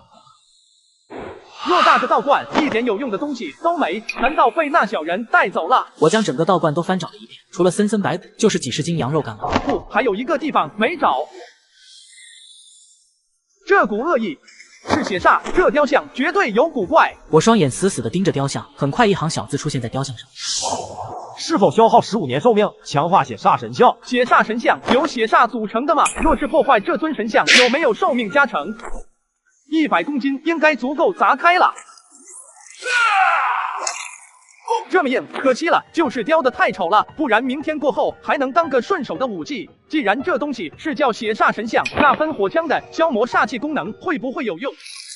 喷火枪足足喷射了数秒，神像中传出的血煞虽有减少，但是不多，而我也没收到任何获取寿命的提示。或许想要获得寿命，只有击杀活物。等明天吸收完丹药后，再试试能不能砸开神像。这里的黑夜似乎带着某种不祥，天色渐晚，我准备等明天身体强化完成后，再去探索外面的世界。我随意找了间客房，抱着喷火枪便睡了过去。前半夜很平静，直到后半夜，睡梦中的我仿佛坠入冰窟，寒冷异常。很快，一道急促的敲门声将我惊醒。这里的黑夜游荡着恐怖的存在，睡梦中的我如坠冰窟，随刻然是一道急促的敲门声。该死！睡觉前我明明查看了流沙图，附近没有危险。门外那团黑影是什么？黑暗中的怪物，还是白天不见踪影的邪异小人？好冷，还有身体中的虚弱感，这是煞气入侵的迹象。那邪异小人可做不到这点，是庭院中那血煞神像搞出来的吗？不对，血煞带给我的是一股充满窒息的恶意，而非这股痛到骨子里的阴冷。我心里有点发毛，我身上的衣服可以抵起煞气的入侵，但现在我却能感到虚弱感。要知道，新手村 BOSS 白云子的血煞都奈何不了我。门外那黑影的危险程度或许比白云子还高。要不强化一盏血灯出来，试试能不能抵挡这股寒气的入侵。稍微思索后，我便放弃了。血灯连血煞都不能完全隔绝，更别提这个高级的煞气。敲门声还在持续，频率越来越快，我的心跳也随着频率加快在加快，血液也在加速。但门外的黑影似乎没有进来。我连忙消耗60天寿命，将一根事先就刻上补充气血的羊肉干强化，用来补充血液。我现在剩余的寿命是202天，只够我强化3根补充气血的羊肉干了。若是按现在这个流逝的速度，我很大可能会在天亮前因血液流失而死亡。不能任由他继续敲门了，但在这之前需要确认下敌人的数量。只有一道红叉吗？我眉头紧皱，红叉的数量并不能代表敌人的数量。若是对我有敌意的敌人聚在一起，流沙图也只会显示出一道红叉。这一点在白云子和美人蛇身上已经得到了证实。不出去必死无疑，出去还有一线生机。管他几人，开门直接开喷，实在不行就跑，跑不掉就山号重开。就在我准备开门干正面时，一股暖流从丹田涌入全身，快速跳动的心脏也在立马恢复正常，但身体消失，不过也得到了不小的缓解。这是长青宫内力，居然延缓了疑似终极煞气的入侵，这还是消耗6年多寿命强化出的长青宫吗？我现在有点怀疑，这玩意是不是金手指怕我脱改，少算了我一个零。按现在血液减少的速度，应该可以支撑到天亮了。等明天身体强化完成后，若是晚上这鬼东西还出现，再干正面也不晚。我打消了现在出去干正面的想法，毕竟门外的黑影是整个的终极煞气，以我现在的底牌，很大可能会翻车。黑影一有不对就直接开喷。当我吃完第3根羊肉干时，天边泛起了一堵白，天终于亮了。而门后的黑影也在天亮瞬间消失不见，那股环绕我一晚的阴冷气息也在瞬间消失了。我连忙打开流沙图，一切正常，红叉消失了，我顿感头皮发麻，这可不是好消息。刹那间便从地图上消失，或许黑影还在这，只是白天处于一种未知的状态。那黑影到底是怎么回事？我前天晚上在野外溜达了半天，也只遇见了鬼影獒和瘟疫蝙蝠。难道这黑影也是从小潭村外进来的？还是说黑影本身就住在道观？但下回遇到个活着的正常人，一定要问清楚这里的黑夜到底是怎么一回事。睡意全无的我看了眼屋外，天刚蒙蒙亮，我打算等太阳完全升起后再打开房门看看屋外的情况。Nice。道观一切正常，黑暗中的存在难道只针对活物？等等，有光折射了过来。我快速锁定了目标，神像的右脚跟处覆盖了一层冰晶。这股阴冷的感觉是门外黑影留下的，神像也遭到了攻击吗？看情况似乎是没能成功。等等，昨晚那黑影一直在敲门，那攻击这神像的东西会是同一个吗？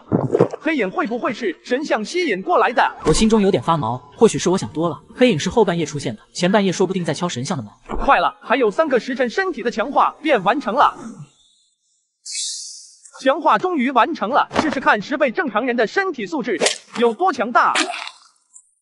这高度应该是8至9米的样子。身高和体积没变化，但肌肉密度和骨骼密度得到了10倍提升，这也导致我的体重重了不少。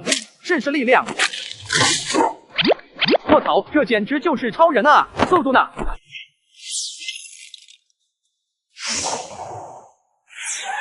极限状态下的速度太快了，还做不到随心所欲，多熟悉下应该会好很多。我开始在道观中逐渐强化我的身体，整个道观破坏的不止，终于在一个我渐渐开始找到身形，不过急速状态除外，因为极速下我可以做到每秒60多米的奔跑速度。除此之外，我还发现了一个严重的问题，身体素质是正常人的10倍，需要的能量也是10倍。虽然我消化能力也提升了10倍，但肠胃体积可没变大。这点要是不解决，以后不是在吃的路上，就是在拉的路上。我连忙拿出一根羊肉干，在上面刻下体积和密度不变的情况下，可补充10倍正常人身体1天所需的能量。是否消耗10天寿命？强化特殊品种羊肉干，10天的话还能接受。强化。在解决完食物后，我将目光看向了庭院中的血煞神像，希望不要让我失望。神像破碎，一股熟悉的恶意将我包裹，但这次的恶意带给我的感觉和以前完全不同。以前被血杀带给我的是绝望，但这次给我的感觉更多的是怜悯和慈悲，犹如一位母亲正悲伤地看着自己正在受苦的孩子，想要将自己的孩子拥入怀中，赐予我能够自保的力量。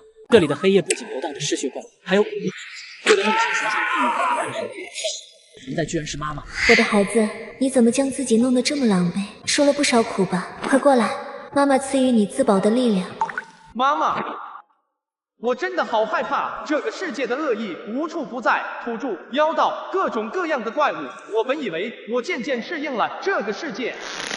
没事了，孩子，快过来，所有的恐惧和绝望都会结束，你将迎来新生。新生。不对，假的，一切都是假的，我不属于这个世界，妈妈怎么可能会出现在这？假的，一切都是假的。苏沫，你还在犹豫什么？妈妈怎么可能会害你？力量不是你一直渴望的吗？对啊，妈妈怎么会害我？我也需要力量。就在我即将握住妈妈手时，丹田中传来一股热流，将我双眼中的迷茫冲散不少。我将目光看向神像碎片，哪还有妈妈的身影？有的只是一个包裹在血红光芒中的小人。小人的双眼正充满慈爱地看着我，这一幕让我头皮发麻。该死，我刚刚是陷入了幻境吗？若不是长青宫，后果不堪设想。这东西散发出的气息是血煞没错，但和白云子的血煞对比起来又完全不同。他诱惑我靠近他的目的是什么？附身、夺舍还是吞噬？管他的目的是什么，既然是血煞，那就好办了。系统，帮我用手机测算下距离，离那小人29米左右，往后退18步。你换新手机了，旧的呢？换新当天我就放回收卖了，可方便了。全国近2000家门店，下单就有工程师上门回收，价格满意现场打钱。我之前用了2年多的苹果12 Pro，还卖了3000多呢，靠谱吗？当然了，爱回收是上市公司，像你平常用不到的手机、平板、笔记本都可以放爱回收了。确实挺不错的，18步是吧？我在大概29米外停了下来，若不是喷火枪的极限射程是30米，我甚至想离得更远。所有的恐惧皆来源于火力不足。10秒，寿命没有增加，金手指也没任何提示。就在我准备放弃继续喷射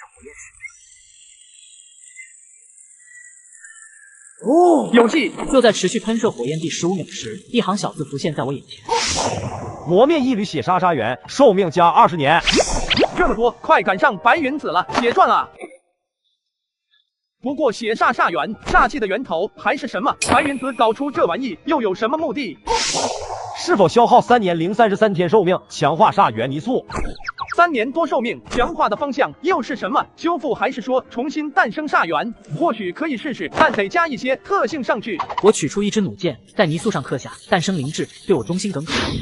是否消耗4年08天寿命，强化煞元泥塑？只增加了1年的寿命，难道原来的强化路线和我家的条件相差不大？不过消耗4年换一个帮手，怎么算也不亏。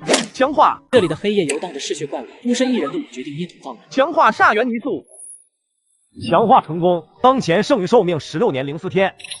煞元中诞生的精灵，可通过其活力状态来判定方圆2000米存不存在煞气。能力：幸运。某种意义上来说，这应该算得上是幸运。可吞噬煞元来强化自身并获得某种新能力。请注意，该精灵的本质还是煞元的一种。成长型宠物嘛，某种意义上的幸运，本质上还是煞元。就在我思考这句话真正的含义时，小精灵睁开了眼。主人，初次见面，请多指教。你有名字吗？名字，主人可以叫我清泉哦。清泉，附近有煞气存在吗？主人，有煞气靠近我，会提醒主人的。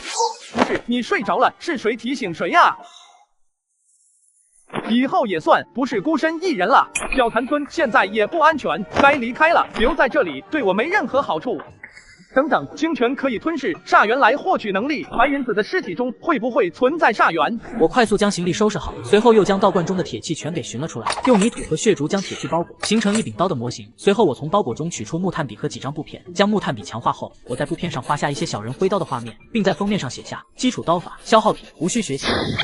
是否消耗5年零128天寿命强化小成基础刀法？深有梭哈经验的我也皮都没长的选择了强化。随后我又在刀的模型上写下消耗10年寿命，增加重量、锋利，可斩煞气。消耗10年，是否强化？哦，居然真的可以！那以后强化的操作空间变大很多了啊！梭哈，强化成功，当前剩寿命241天。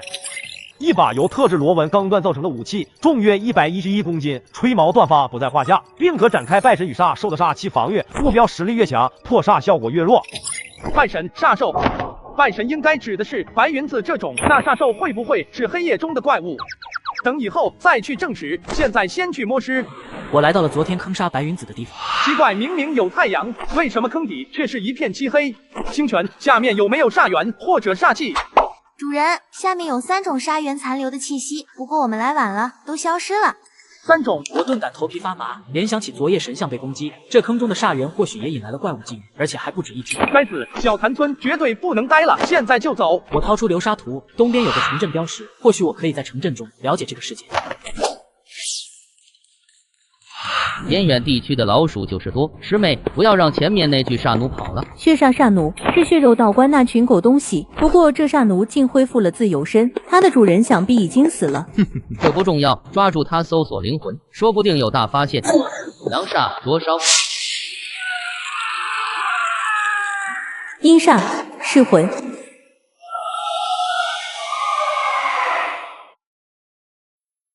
师妹，探查到关键信息没？小潭村白鱼子抱着怪异武器的普通人。师妹，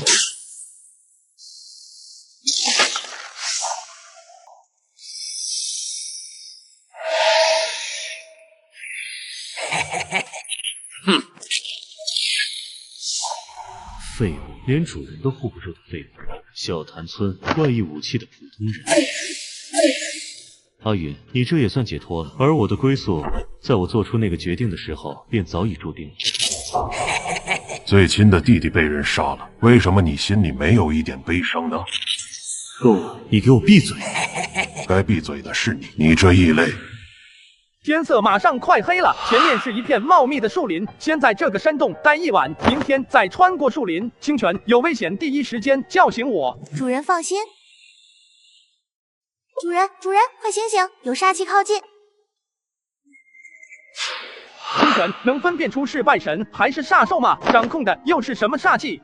只有一道煞气的气息，具体是什么煞气，清泉也不知道。不过一定很美味就对了。你的食物是煞气？清泉喜欢煞气，但我的食物是煞元啦。我看着明显活跃了不少的清泉，这小家伙似乎出生后还没吃过东西，而且我也很好奇吞噬煞元后他会获得什么能力。确实有一道红叉在急速靠近，最多3分钟便会赶到。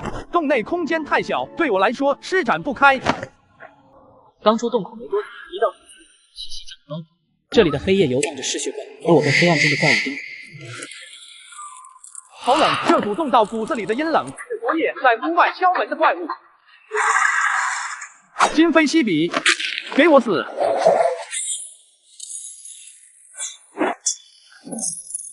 要不要这么变态？我刚刚跳斩的爆发力至少有2吨多力，瞬间产生的冲击力至少也有10多吨，就只劈开一层头皮，力量也大得惊人。而且若是距离越靠近，这股阴冷煞气的入侵越快。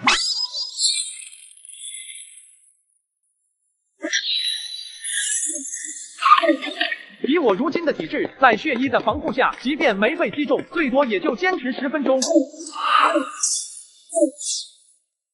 幸好这怪物的速度并不快，试试其他地方的防御。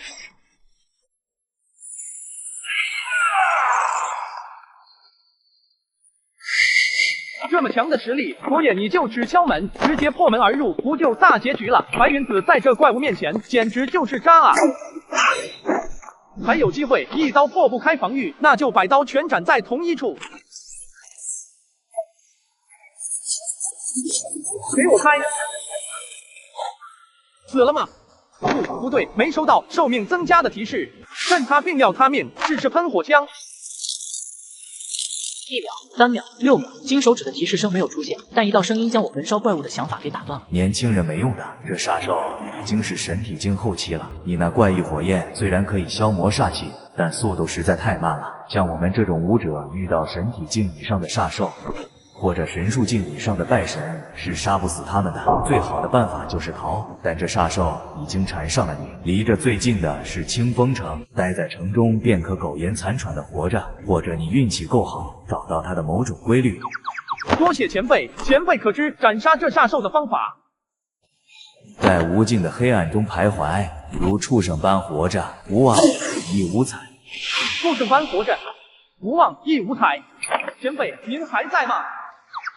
清泉，刚刚除了那个怪物，还有其他煞气靠近吗？只有这一道。清风城武者，神体境、神术境是这个世界的修炼等级吗？就在我思考之时，一道强烈数月的阴阳气息将我的思绪拉回，我的气血也在这一刻开始狂掉，我不得不后退数十米。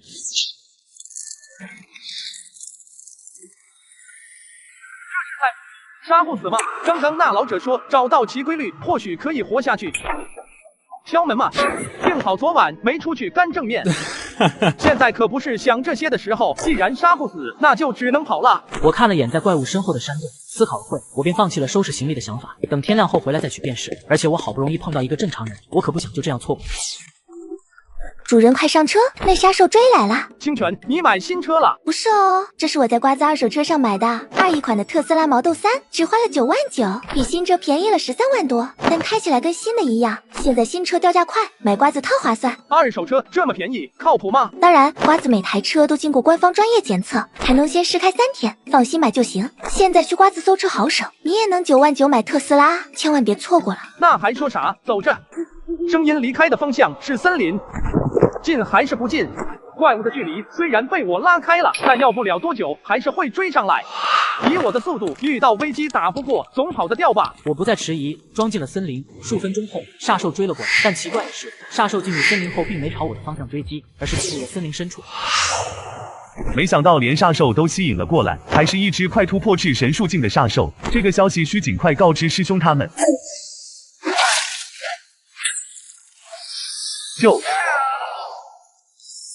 是什么吸引了煞兽？阴阳宫那群妖人在森林深处谋划什么？这是瘟疫蝙蝠，煞远吗？倒是一份意外之喜。不对劲，非常不对劲！这片森林太安静了，哪怕连虫鸣声都消失了。清泉，附近有没有煞气的存在？有很多，不过大多都在森林深处，少数徘徊在森林外围。我们这片区域没有发现。一切正常，没有代表危险的红叉，说明这些煞气对我没有敌意。等等，敲门怪物的红叉怎么也消失了？我记得1分钟前红叉也进入了森林，但现在怎么会消失了？这声音是瘟疫蝙蝠，那群赔钱玩意晦气。就在我决定远离这群蝙蝠时，这是前辈的声音，被瘟疫蝙蝠缠上了吗？于情于理，这人得救。前辈屏住呼吸，趴下。年轻人，你不该在晚上进森林来的。今天夜里这里可不会太平静，你会死的。当然，我也可能会死。晚辈这是来报恩的。不过，既然森林不安全，前辈为何还要进来？不是会死吗？死亡可怕吗？不可怕吗？爷爷，为什么爸爸妈妈要自杀？明明死了就什么都没有了，为什么要抛弃小宝和爷爷？小宝，你觉得死亡可怕吗？不可怕嘛。孩子，你不是这个世界的人吧？放心，我对你没恶意。灾星降临有1年了，在偏远的地区也知道煞兽的基本信息。流沙图一切正常，这老人对我并没恶意。不瞒前辈，我一觉醒来，整个世界都变了。村子被一妖道封锁，里面的人就如牲口被圈养，人性的扭曲，黑夜中的绝望。是啊，整个世界都变了，除了曾经的王城，都沦陷成为了拜神的牧场。老人沉默了会，将灾星降临前和降临后的事大概说了下。灾星降临前，大陆是一统的，且所有人皆可炼体成为武者。武者的境界分1到9级，而我综合下来算5级武者，但爆发力已经可以媲美6级。降临后，普通人和武者可以通过触碰煞元，尝试让煞元入体，这就是所谓的拜神，但拜神有70%的失败几率，失败的人谁也不知道是哪。但这也可能是有人性的贪婪跟欲望，一旦成为拜神，只需通过特殊的方法吞噬血肉，修为便可一日千里。中便出现了10多位神域境拜神，而羊的数量锐减了至少一半，剩下的大多数都被圈养起来，成为神域境突破至神灵境的养分。神韵、觉醒、神体、神术、神威、神域、神灵，这些邪修完的还挺花。神灵，我看是恶魔吧，前辈。孩子，趁现在煞元还未诞生，马上离开这片森林，越远越好。诞生煞元，若是将其磨灭，岂不直接发了？主人，有养到煞气朝我们的方向过来了。夜深了，千万别出门，因为黑夜中游荡着怪物和妖人。主人，有养到煞气朝我们的方向过来了。2道是妖人还是煞兽？被发现了吗？清泉，他们散发出的煞气对比追杀我们的那只煞兽如何？没有杀兽强，按老爷爷的说法，应该是一个觉醒境和神体境。我的寿命不多了，或许可以攒个觉醒境来补充下寿命。至于神体境，神体境给我的威胁很大，但我必须要冒险，因为这个世界可不是什么宝宝乐园。师兄，听说我们这一次的队长是李疯子，那疯子每次带队出任务，队员的死亡率高达90%，我们跑吧。跑到血肉道观，还是无情庄，亦或者迷魂峰，没了阴阳宫的庇佑，随便去哪，我们的下场都只有一个，被分尸，成为他人的养分。跑也是死，不跑也是死。击杀觉醒境拜神，寿命加20年零121天。不然纵着劈开是最保险的。6级武者，将你抓住献给关内，或许我也能突破到神术境。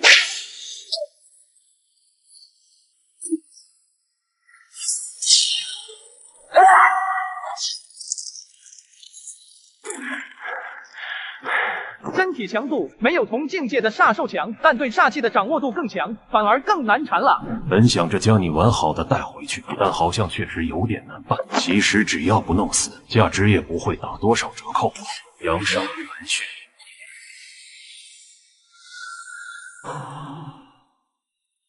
好热，血衣完全抵挡不住，血液感觉都要沸腾了。一缕缕白色雾气从我身体中飘出，飞向妖人，这是水分被蒸发的迹象，用不了多久，我浑身的血液也会被蒸发，不可力敌。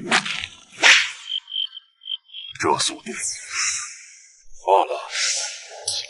后手先完成今晚的任务。你来晚了，还有1人呢。邻里之事，他跑了，我也因此是耽误了一些时间，但没能抓他回来。哦，是吗？他跑是因为怕我，你没跑，难道是不怕我？说不怕是假的，但我更怕血肉道观那群狗东西。这话我信，可我怎么在你身上闻到了2小羊的气息？说吧，到底怎么一回事？放心，你死了后，我会将你的死因全推到躲在暗中的老鼠，你们说是吧？余下众人连忙附和，这次任务分配到这个疯子麾下，简直是倒了血霉。张伟迫于压力，只能将路上发生的一切说了出来，不过他留有后手。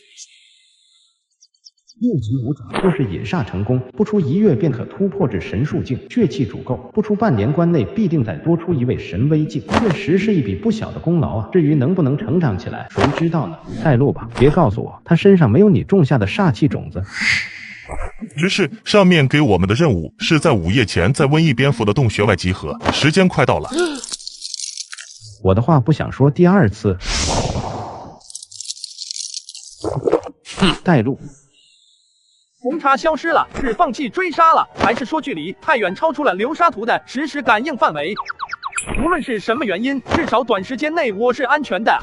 主人，这个给你，这家伙已经没用了。不过清泉实在是没忍住，吃了一点点。本来就是为你准备的，这就睡着了，在消化煞元嘛，也不知道会获得什么新能力。没有出现幻觉，怎么和血煞神像中的不一样？ 是触发方式的问题，还是种类不同？我紧盯着手中的煞元，没出现强化提示，我心中隐约有股不好的感觉。我连忙将煞元丢在地上。2、3米，没有任何寿命增加的提示。奇怪，这是什么原理？是清泉的原因吗？师兄，那2脚羊就在前面。废什么话，杀了便是。 该死，这么快就追上来了！刚刚流沙图明明显示一切正常，而且明显来的不止2人。 我开始亡命奔逃，但每次就要突围时，妖人就如生死约般将我重新包围。煞气时时刻刻将我包围，我的身体开始但变一半炙热，虚弱感也越来越强。这小子的速度简直快得离谱，恐怕执事大人仅凭速度也要弱上几分。再快有什么用？那小子上蹿下跳的，殊不知已经陷入了幻境中。执事大人可是神术境，要不是抓活的，何须如此麻烦？都给我闭嘴，控制好煞气的量。谁要是抽多了，后果不用我说吧。该死该死该死！明明突围了，为什么又被包围了？还剩20多年寿命，要不要强化一波速度？就在我准备掏出丹药强化时，主人，前面那2人是假的，他们身上没有任何煞气。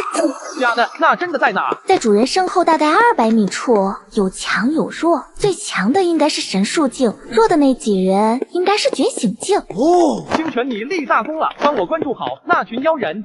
这该死的幻境连流沙图都屏蔽了，不过有清泉的感知，逃离幻境应该不难。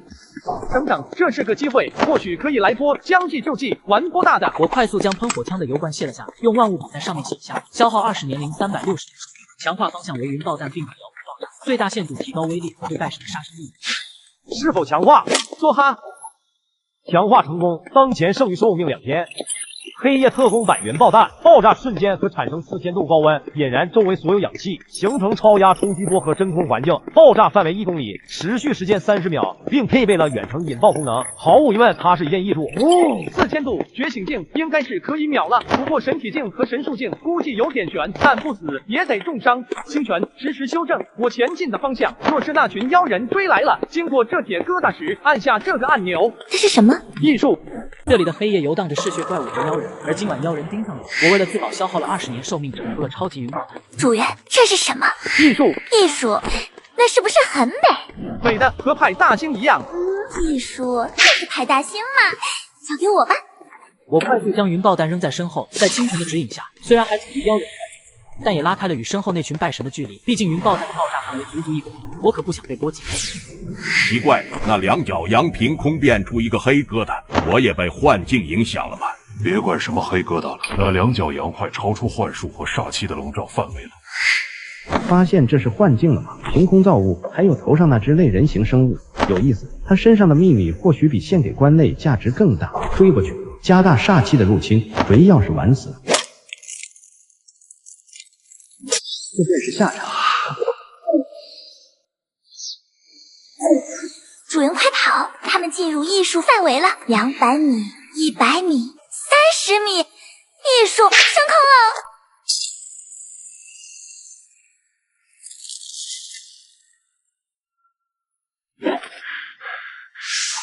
成功击杀3名觉醒境拜神，寿命加61年零77天。和预想的差不多，云爆弹的威力还不足以威胁到神体境以上的拜神。或许下次可以试试大1万。清泉，剩下那几道拜神气息有没有移动？艺术真的好美啊！我喜欢艺术，这么美的艺术，我要记录下来。清泉，你换新手机了，旧的呢？换新当天我就放爱回收卖了，可方便了。全国近2000家门店，下单就有工程师上门回收，价格满意现场打钱。我之前用了2年多的苹果12 Pro，还卖了3000多呢。靠谱吗？当然啦，爱回收是上市公司，像你平常用不到的手机、平板、笔记本都可以放爱回收回收了。危机可还没解除，汇报下情况。还在原地，弱的那几道气息衰弱了不少，但那神术境的气息还是一样强。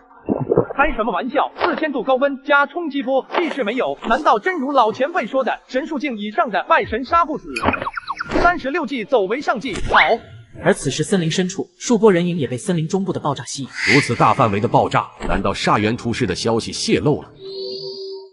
范围虽大，但除了几道阴煞和阳煞外，并没其他煞气的爆发，应该不是其他势力导致的。那片区域是谁在负责？人呢？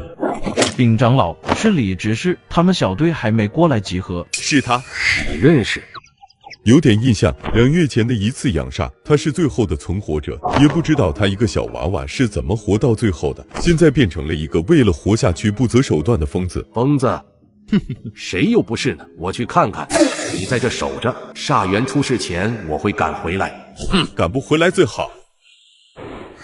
没有煞气波动的爆炸，会是杀阿元那小子吗？杀！去看看，离煞元出事还有1个多时辰，来得及。这个方向是那晚被搞出来的。明明很怕死，为什么就不听话，离着森林远远的？那黑疙瘩到底是什么东西？该死的两脚羊！执事大人救我！谢执事大人。长老救我！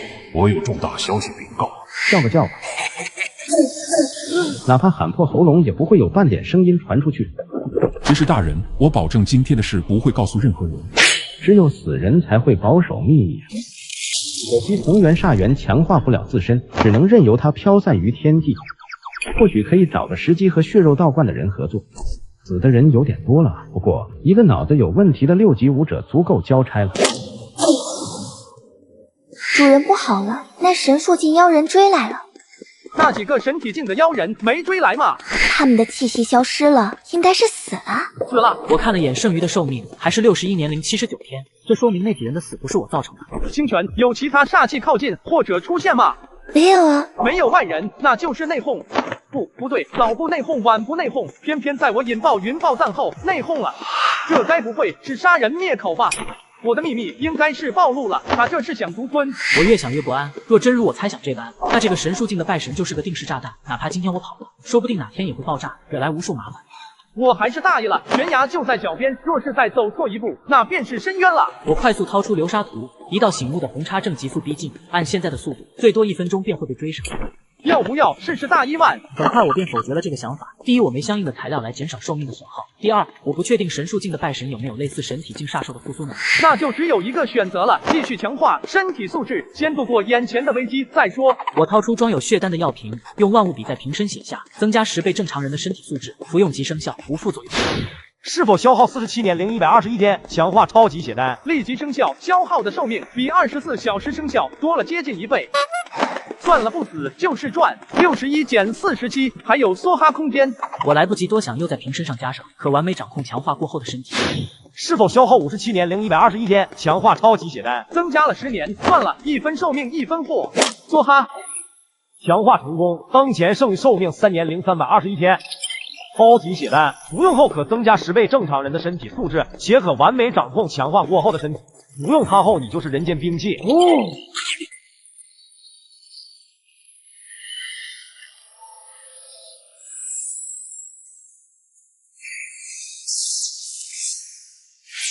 极限速度应该是每秒破100了。至于身体强度，找个机会再试试。怎么可能？短时间内速度翻了接近1倍，越来越有意思了。真要让你跑了，损失可就大了。那群老家伙或许已经感应到这边的变故了，出点血，速战速决。夜深了，千万别出门，因为他在看着你。让我看看你的秘密是什么。极音。主人快跑！这是那个神树境妖人的气息。这应该是被锁定了，逃肯定是逃不掉。寿命还剩3年零321天，还有机会。我快速在怀中取出一瓶血丹，用单身20多年的手速在瓶身写下：消耗3年零320天，强化方向，临时隐身并驱散感知或锁定类煞术。是否强化超级血丹？梭哈，强化成功，当前剩余寿命1天。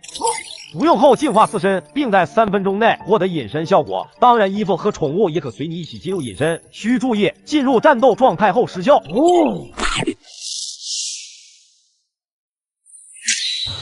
完全感知不到其存在，我的感知范围有万米之远，不要说是凡人了，哪怕同为神树境也做不到瞬息远遁万米。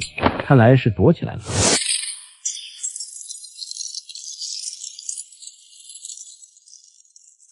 不是导演，影视剧的反派可不是这样的啊！不能继续停留在原地，必须要在3分钟内远离这个妖人，否则今天真就玩完了。我连忙控制住身形，不发出一点动静，悄悄远离妖人。但我这一动便出了大问题。找到你了。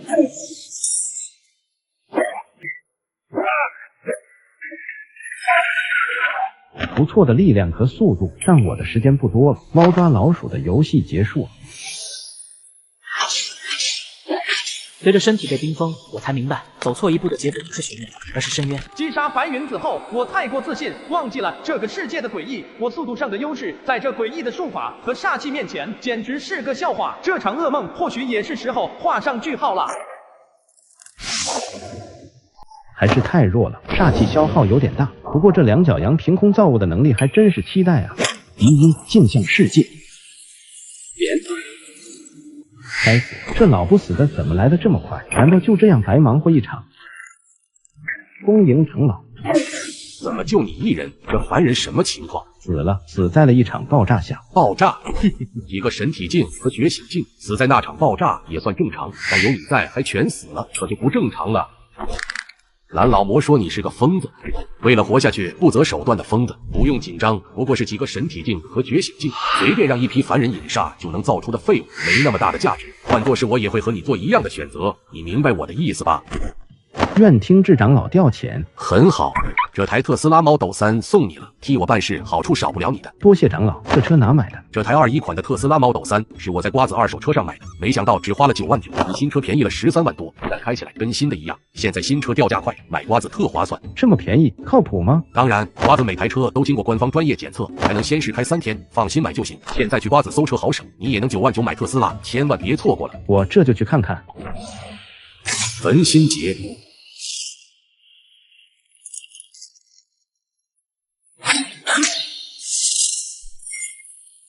神威境的血煞，血肉道观的高层，他的目的是击杀这凡人。一个神威境如此大动干戈，只为诛杀一凡人，有意思。哼，给我滚开！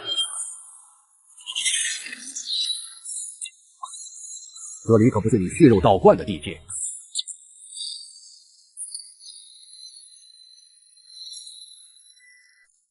哼！李平安，将这凡人转移至安全的地方。事后我会去找你。长老放心。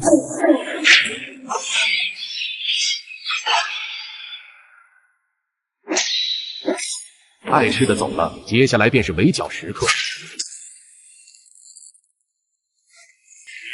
可笑，若我是他，必选择做壁上观，等收取上元后再来替你收尸。神之威就替我收尸。神之威降。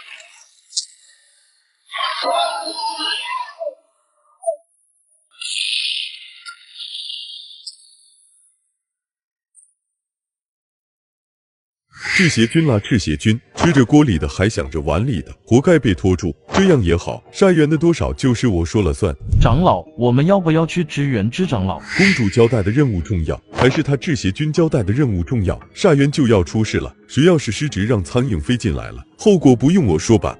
属下明白。我知道的有点多了，要不要逃离阴阳宫？先看看这两脚羊的秘密是什么，再做决定。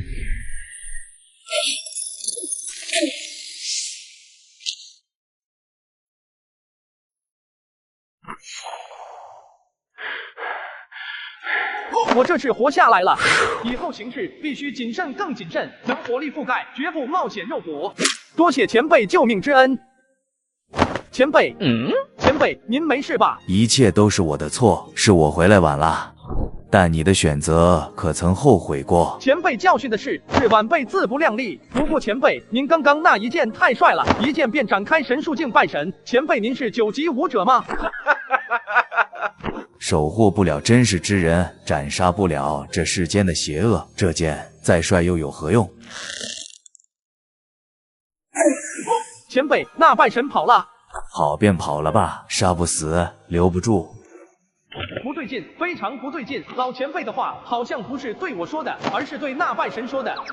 他们认识那虎头帽子是那拜神的，看来老前辈和这拜神的关系绝不简单。孩子，老夫能救你一次，救不了你第二次，速速离开这座森林吧。记住，千万别走拜神那条路，哪怕是死，否则你将不再是你。我不再是我，拜神的弊端难道是扭曲一个人的心理，还是说被未知的存在占据身体？我不由得想起了妈妈，呸呸呸，是血煞煞元的诡异。或许可以规避这种副作用。我快速取出万物笔和一小瓶丹药，在上面写下可解除引煞入体的副作用。是否消耗13899年寿命强化血丹？我默默地将上面的字涂去，想了想改成了可解除神术境引煞入体的副作用，消耗的寿命变成了138年，而若是神运境则只需要10。或许我可以试试科技拜神这条路。138年虽多，但救命之恩值。况且有这么粗的大腿，区区100年寿命，洒水而已啦。而一旁的老者很明显没有注意我在一旁的动作，只是眼神暗淡的看着手中的头套。前辈，你怎么还没走？前辈，您和那拜神是什么关系？实不相瞒，我有一法可以助拜神找回自己。老者眼神一亮，很快又暗淡了下来。孩子，我知道你是想帮我，但你一个连拜神是什么都不清楚的孩子，又怎么可能知道让坠入深渊的人爬上来的办法？前辈，这样该相信我了吧？短短数刻钟，你的身体强度提高了近1倍，还希望前辈能替晚辈保守这个秘密，我可不想被所有人和怪物追杀。老夫李清芳可做不出这等恩将仇报之事。晚辈自是相信前辈。我也没卖关子，将方法说了出来。不过金手指的事没说，只是表明需要亲手杀7名觉醒境拜神，或者至少3名神体境拜神。就这么简单？简单吗？神威境以下无人能敌，你这办法可以用几次？老爷子霸气，不过最多3次。3次是我深思过后的结果。老者、那个拜神，还有我自己，刚好将所有名额消化。孩子，可以多给我个名额吗？救命之恩，哪怕前辈全要，晚辈也当双手奉上。我只需要2个。你曾问我如何杀死高级煞兽和拜神，我之所以没回答，是因为那条路是一条绝路，因为只有拜神才能杀死拜神。果然如此。走。去哪？我带你去杀拜神。这里的黑夜游荡着怪物和人性扭曲的拜神，而今晚猎人和猎物的角色互换。走。去哪？我带你去杀拜神。老爷子霸气，清泉和老爷子打个招呼。老爷爷，你可以叫我清泉哦。我可以感知到附近的煞气，就由清泉带路，嘎嘎乱杀。我们负责嘎嘎。老爷子，你来乱杀。这座森林深处孕育出了煞源，今晚便会出事。阴阳宫的那群拜神应该都聚集在了森林深处，不过具体分布位置就交给你了，清泉。交给我吧，走吧。主人，芊芊想看艺术了。艺术是什么？是派大星啊，超美的。老爷爷你也会喜欢上的。你们说智长老是遇到什么麻烦了？杀手还是其他势力的拜神？我倒希望是拜神，有长老在前面顶着，我们呢在一旁捡漏就行。谁出来？1、2、3，少是少了点，没有煞气波动是凡人。美味是我的了，还有2个。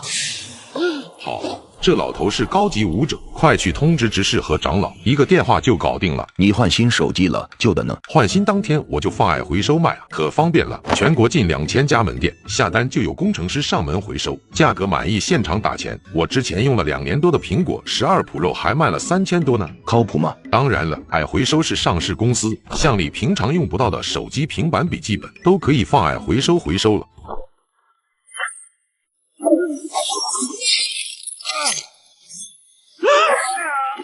不要我不想死，我好不容易才成为拜神，我只是想活下去，放过我，我可以向长老引荐你们。拥有力量的感觉是那么的美妙，你们也一定很需要力量的，没错，一定很需要。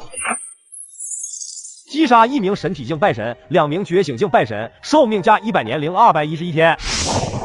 觉得很可悲。曾几何时，我也如你一般，觉得他们不过是为了活下去的苦命人。后来我逐渐发现，他们是活下来了，但那是建立在他人死亡的基础上。他们没错，我们也没错，错的是这个世道。我们曾为此抗争过，但人力中有限，死的死，沦陷的沦陷。现在的我只想守护这最后的温馨。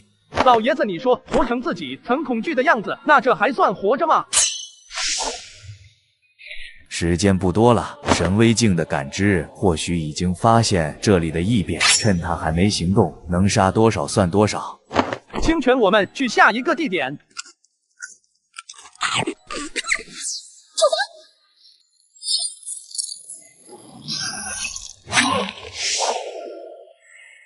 9级武者又如何？你杀不死我的，只要将你拖住，等蓝长老赶到，以你的价值，一定少不了我的赏赐。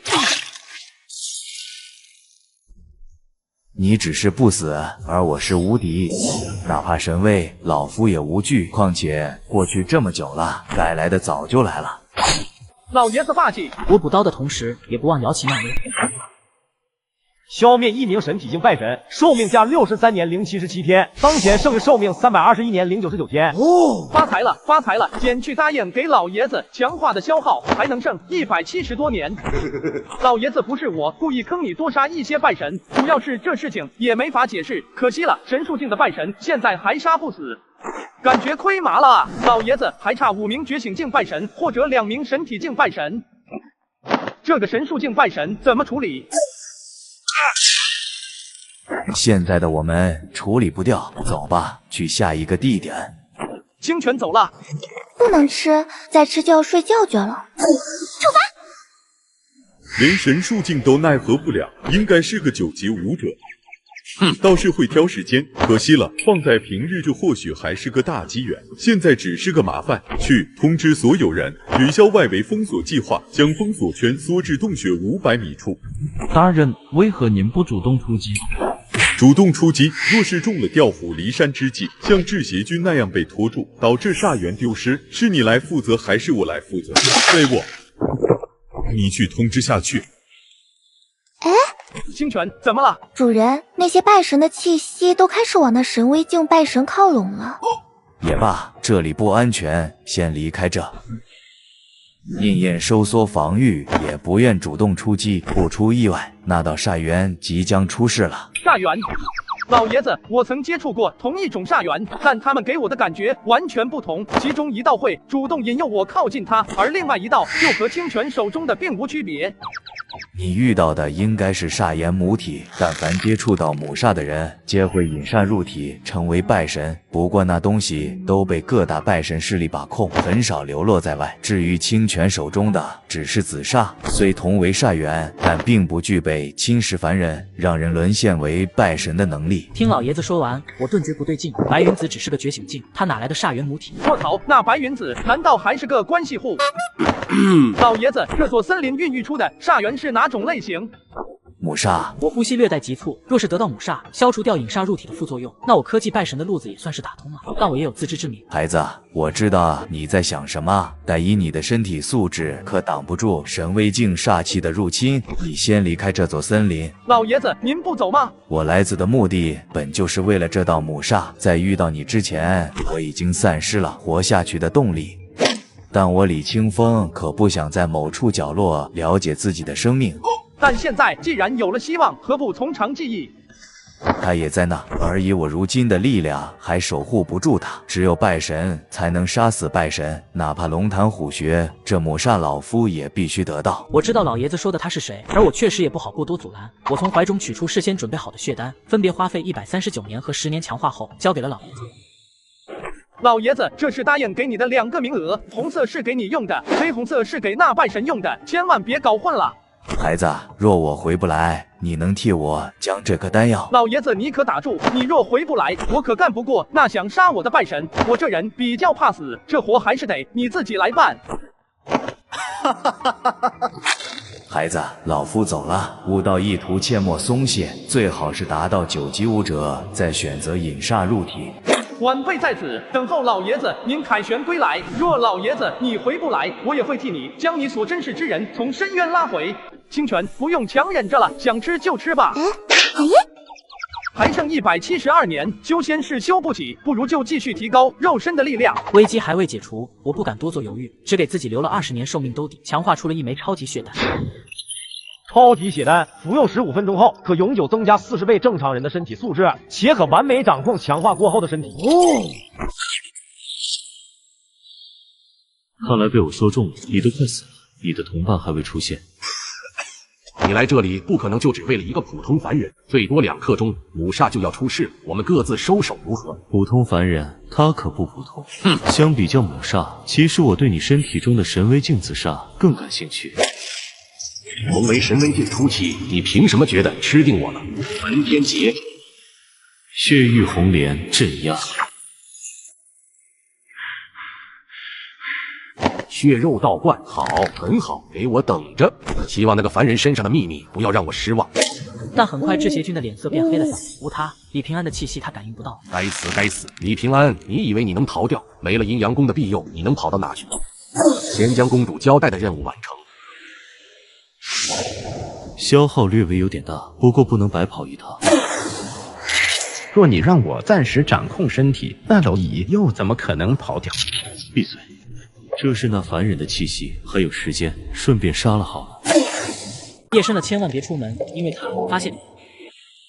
这是那凡人的气息，还有时间，顺便杀了好了。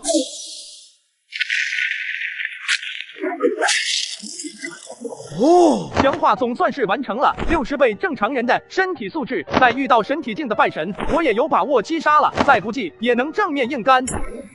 好像不只是身体素质变强了，这股力量使长青宫内力强大了10倍有余，而且现在好像可以做到自主运转，内力随时游走于身体各处，是身体变强的缘故吗？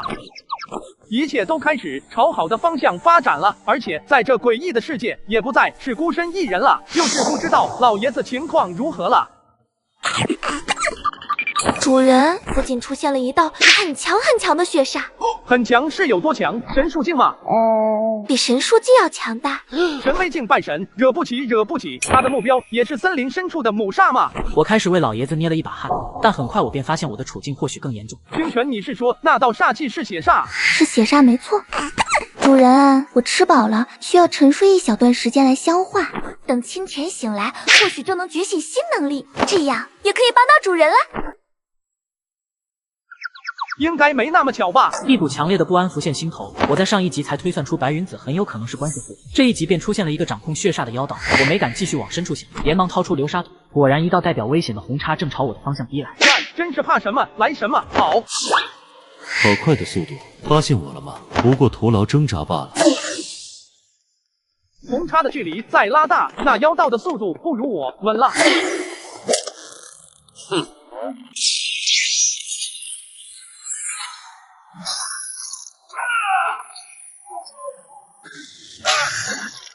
速度上远超大多8级武者，不过力量只有7级。白云子死在你手中也算正常。白云子是你什么人？他是我弟。其实死亡对于他来说是一种解脱，真要算的话，我还挺感激你的。感激就算了，要是没事，我就先走了，不回见。作为感激，留你全尸。一股熟悉的热气，还没等血煞侵蚀我的身体，一道淡绿色的光幕。不过光幕长青宫的内力居然能短暂挡住神威境的血煞，但还不够。我连忙取出一小瓶血丹，用万物笔飞速写下，消耗19年，临时提高长青宫的内力。是否消耗19年寿命强化血丹？强化。超级血丹，服用后可大幅度提高内力，持续时间15分钟。内力护体也是7级武者，只要修炼了内力功法都能做到。该结束了。内力瞬间强大了数倍，煞气短时间内是入侵不了的。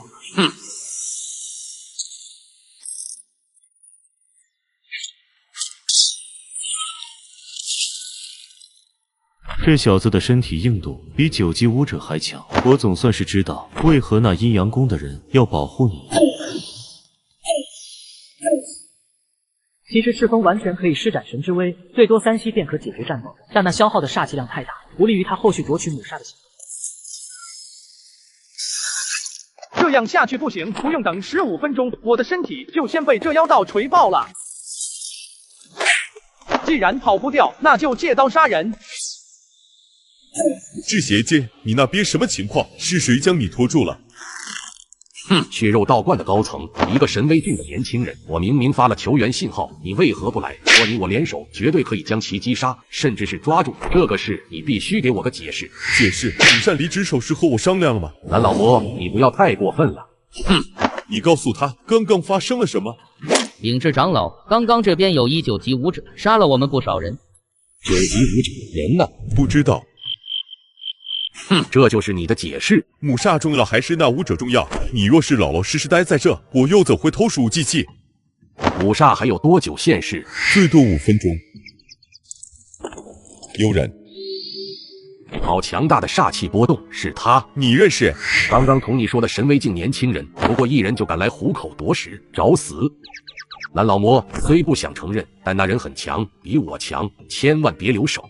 不用你说。那边发生了什么？好强大的煞气波动，又来了位神威境拜什么？也算是好消息。水月魂，那老夫取得母煞的概率越大。可惜小宝不在这。就是前面。想借助阴阳宫的力量摆脱我，母煞估计也快现世了，正好一劳永逸。这里的黑夜充斥着各种不祥，摄人心魄的煞源，杀不死的怪物，被扭曲人性的妖道，而被妖道追杀到绝境的人，只能驱虎吞王。有东西过来了，母煞马上出世。这个时间段出现的绝非自己人，别犹豫，露头几秒。我操，这么狠！兄弟们，血肉道观的狗东西来抢母煞了，快拦下他！一群垃圾！好强的煞气波动，吸取全身精血，是血煞，神威境的血煞，快去西边请长老。聊胜于无。那孩子怎么又被拜神盯上了？还是神威境，不过短短10多分钟，实力又提高了数倍。这样成长下去，这个世界或许还有希望。可若这个时间出手，后续想取得母煞将难如登天。取不到母煞，我又该如何守护真实之人？猫当老鼠的游戏结束了。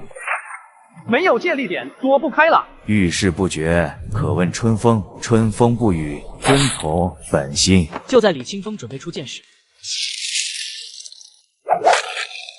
反应倒是挺快，神树境弟子，不要让这小子跑了，只要不弄死就行。事后本长老都有赏赐。明白，这就通知他们。你换新手机了，旧的呢？换新当天我就放爱回收卖了，可方便了。全国近2000家门店，下单就有工程师上门回收，价格满意现场打钱。我之前用了2年多的苹果12腐肉，还卖了3000多呢。靠谱吗？当然了，爱回收是上市公司，像你平常用不到的手机、平板、笔记本，都可以放爱回收了。先抓人。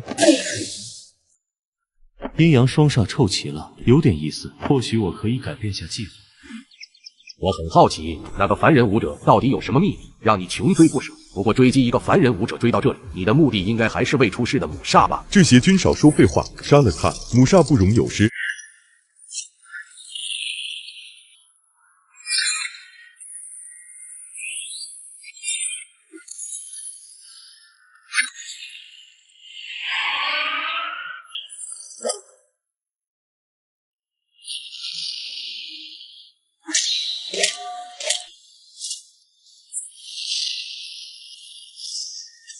年轻人就是年轻气盛，为你的自大付出代价吧。你不是一直想出来玩吗？交给你了。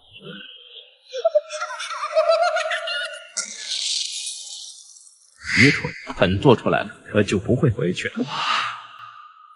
蓝老魔不对劲，他身上有另外一股煞气存在。好浓郁的杀气，这是杀煞，他是怎么做到的？该死！现在可不是探讨这些的时候，不能再拖了，出全力！神之威降临！神之威降临！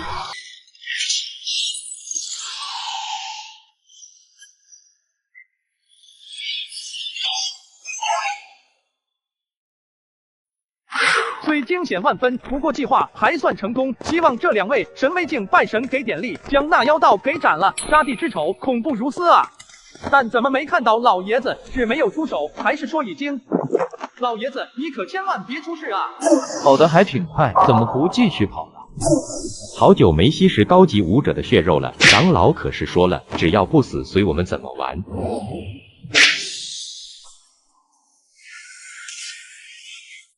吸不动，好强悍的内力，师弟师妹们加把劲抽干他。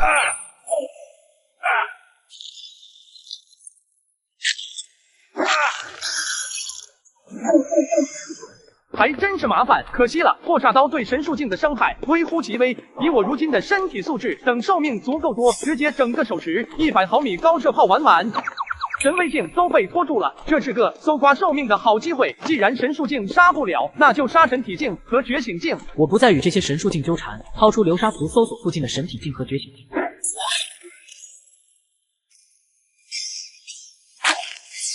顶着神树境的攻击，杀神体境太麻烦了，不划算。我将目标放在了觉醒境，以我如今的体质，觉醒境那都是1刀999。不过就在我杀第5名觉醒境时，阴阳双煞，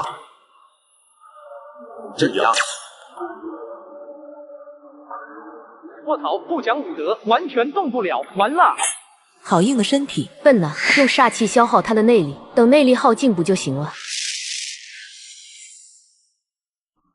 快了，还有1分钟，母煞就要出世了。那孩子的内气量应该还能撑个2分钟。等取得母煞，再带那孩子一起离去。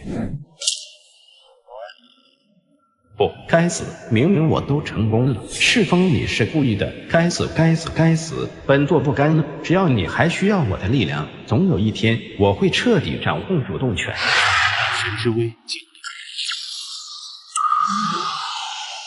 血海滔天。还真是感谢你们两个，替我暂时解决了一大隐患。你是怎么做到同时掌控2道煞气还没爆体而亡的？我为什么要告诉你们？刚刚消耗了不少煞气吧？这个状态你们还能撑多久？1分钟、2分钟，还是说3分钟？哼，别和他废话，他的煞气量也绝对不多了，耗也能将他耗死。时间开始1分1秒过去，很快一道阴影至极的力在一瞬间爆发，阴煞煞源出世。也就在这时，一道剑光闪过，是老爷子。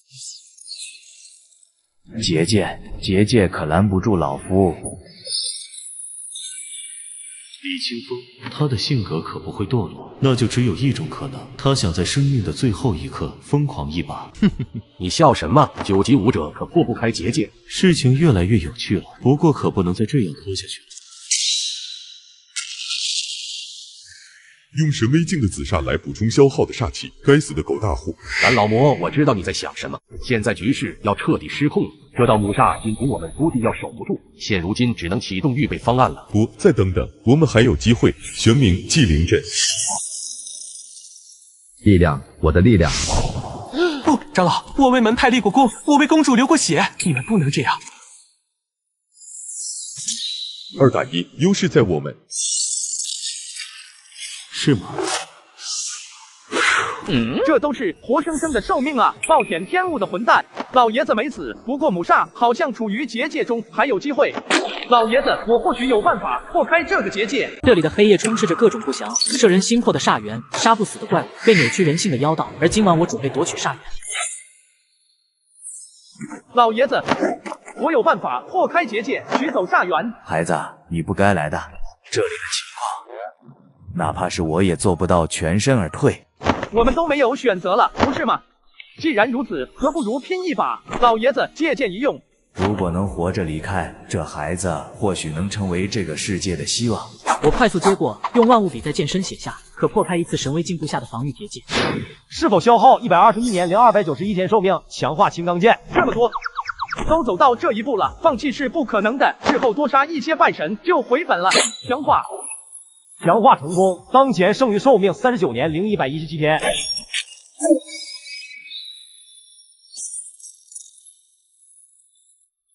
不好！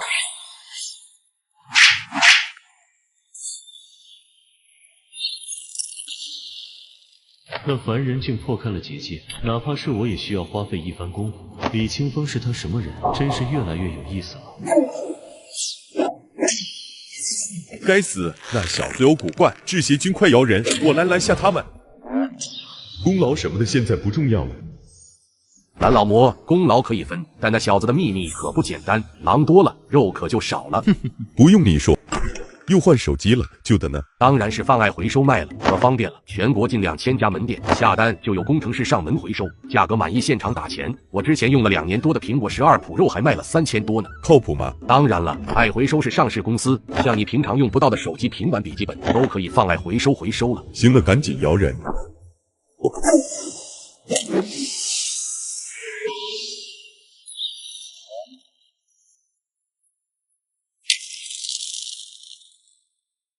不知道来的会是谁，希望不要是那位，否则那小子的秘密可就独享不了了。极寒之域，冰封。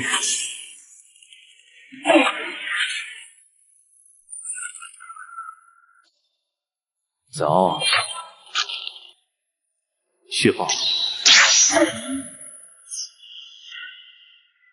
这邪君可是母煞出现了意外。边追边说。哼，母煞被19级武者抢走了。还有血肉道观的人也参与了进来，人就在前面。真是废物，在自己的地盘还被人抢走了母煞。又来了4个神威境，这道母煞看来得放弃了。不过也不算一无所获，成功借助阴阳双煞的力量压制住了沙煞的意识，缓解了濒临崩溃的石海。趁这个时机，得尽快吸收第3道煞元，以此来达到一个全新的平衡点。可惜了，若是拿到这道阴煞煞元，那现在便是掌控第3道煞元的最好时机。分开了，分开追。诸位，我和蓝老魔的煞气消耗太大，拦不住那血肉道观狗东西。废物！青姬，这回你们去追那血肉道观之人，其他人和我夺回母煞，交出母煞，加入我们阴阳宫，以你们的资质，定可获得公主的赏识，不再追究今日之事。我觉得还是杀了为好，以绝后患。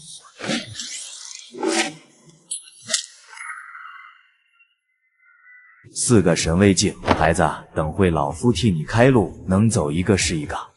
老爷子有没有符箓什么的？随便什么功效，最好是速度方面，我有办法甩掉这群妖人。这孩子好像有某种特殊的能力，或许真如他所说，这是老夫消灭一无情装妖人缴获的一张符箓，但具体效果不明。我连忙接过符箓，用万物笔飞速写下，消耗39年寿命，可随机传送2人至最远距离。多哈。强化成功，当前剩余寿命117天。老爷子，抓紧我！消失了，术法吗？他一武者是怎么做到的？还能感应到气息，在东南方向。东南，青姬他们也在那边。通知青姬、赤火，别管那妖道了，母煞不容有失，我们继续追。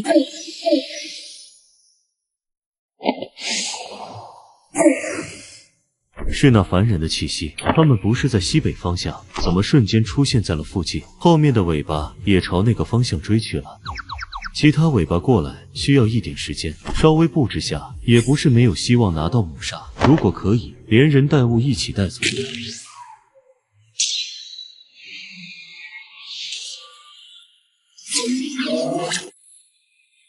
我连忙掏出流沙图，开始确认位置与危险。刚打开便看见一道醒目的红叉就在附近。不对劲，这里好像是森林外围，用不了多久，那群妖人便会追来。走。老爷子，方向错了，那边有敌人。这里的黑夜充斥着各种不祥，摄人心魄的煞元，杀不死的怪物，被扭曲人性的妖道，而我正被一群妖道追杀。老爷子，方向错了，那边有妖人。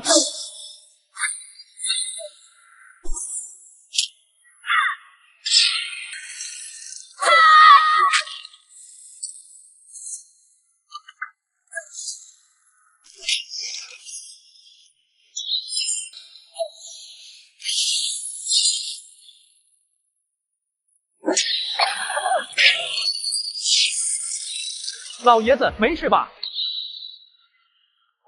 阴阳双煞，孩子，你先走，我来拖住他们。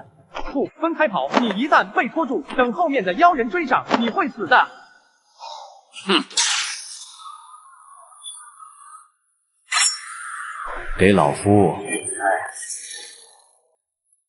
走！一个也跑不掉。神灵之境，镜像空间。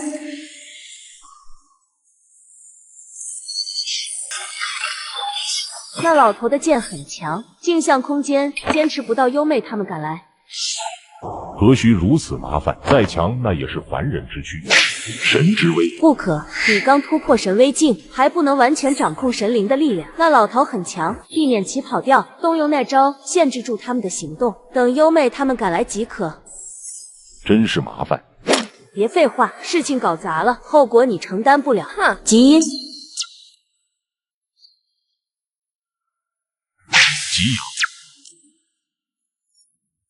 阴阳双煞，镇压。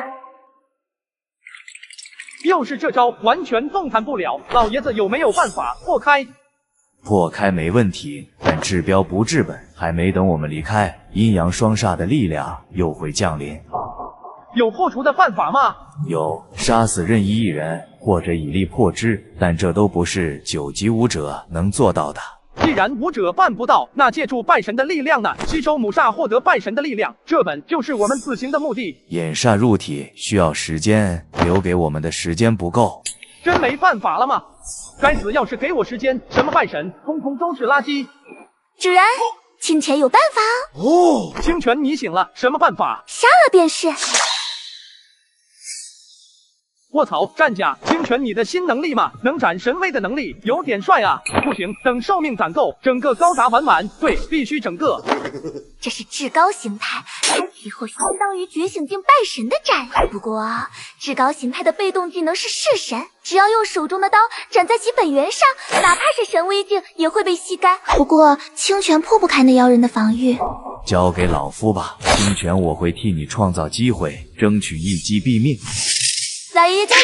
天启剑，终末之风。不好，那老头要强行破阵，加大煞气的输出。一剑出，万法让路。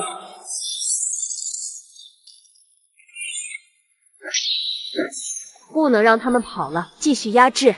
极阴，极阳。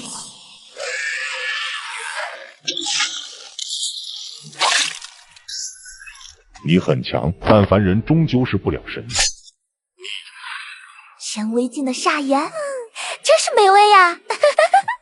没有寿命增加的提示，必须要亲手击杀才算嘛！老爷子，我们真厉害！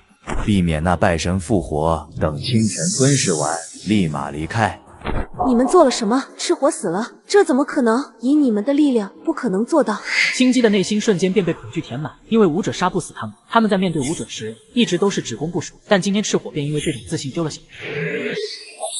老燕燕，我们继续嘎嘎乱杀，不要让他跑了。神之威降临。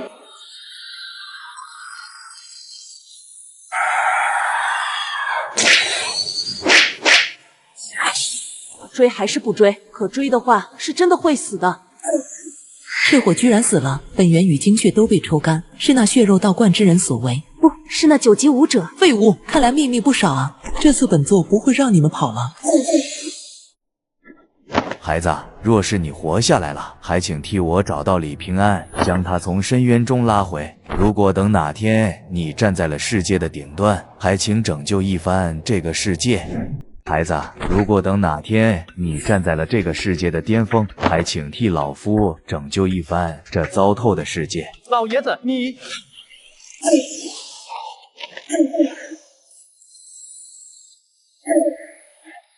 有我李清风在，前方前行。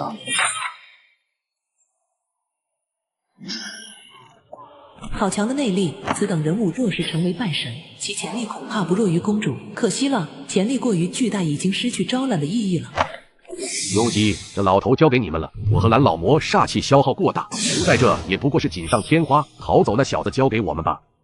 幽姬姐姐，赤火不是死在李清风剑下，是逃走那人类身上的一只生灵所为。看蓝老魔他们的行为，恐怕那人类身上还有其他秘密。这样就说得通这一路他们两人怪异的行为了。青姬，你用玄冥之境分出一道分身留在这，本体绕过这老头，将那小子抓回来，事情办隐秘些。不过17级武者，其价值远不及煞元及9级武者重要。况且煞元可是在你们俩手中兜的，我们可不是来给你们擦屁股的。他发现了，应该没有。不过若是我们执意去追击那小子，他们绝对会起疑心。那小子身上有我们种下的印记，等这边事情告一段落，再去抓那小子，也只能如此了。这新手机拿着，事后方便联系。我用旧的就行。旧手机我放爱回收卖了，可方便了。全国近2000家门店，下单就有工程师上门回收，价格满意现场打钱。我之前用了2年多的苹果12 Pro 还卖了3000多呢，靠谱吗？当然了，爱回收是上市公司，像你平常用不到的手机、平板、笔记本都可以放爱回收了。行，废话少说，一起上，杀了这老头。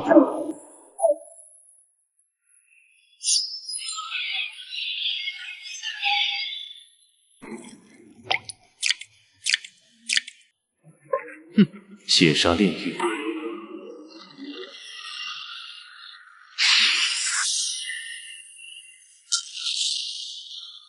血煞炼狱阵，该死，是那血肉道观的妖人，他什么时候布下的阵法？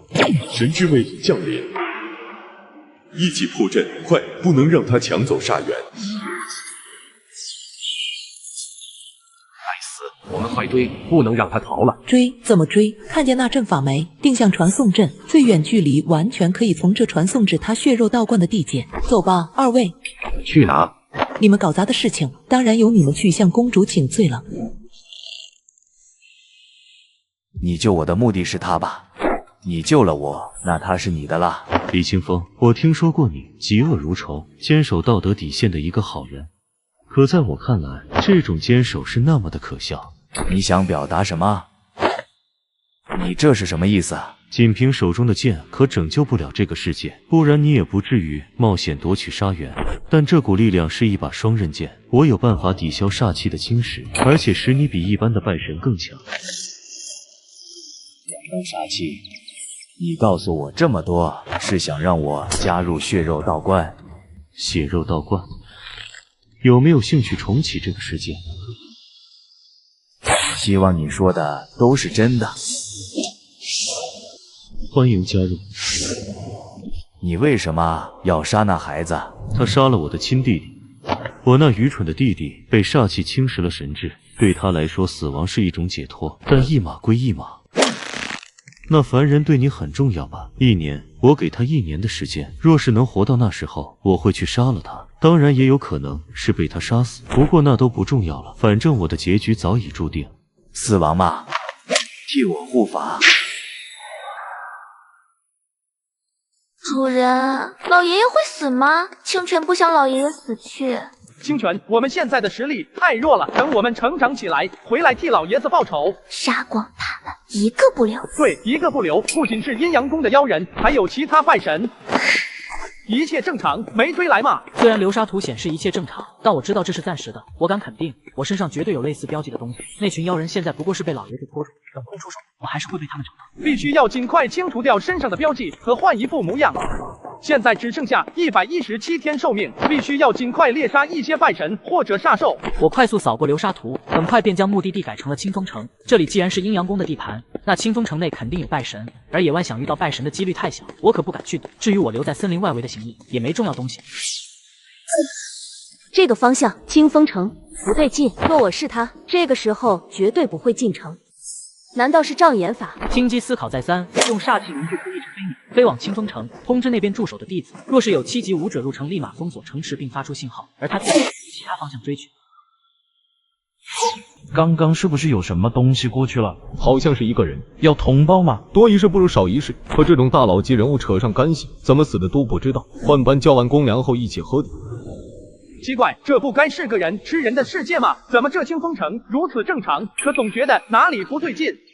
很快我便发现哪里不对了。眼前这个街道虽然清冷，但也有行人和商贩，但这些人都是年轻的男人，没有小孩、妇女和老人。我心中虽有疑惑，但也没过多在意。我的目的是城中的拜神。清泉，你确定这清风城最强之人是神树境？没错，主人，猎杀时刻开始了。主人，猎杀时刻开始了。一个也跑不掉。清泉感应这座城所有的拜神。发现你了，出发。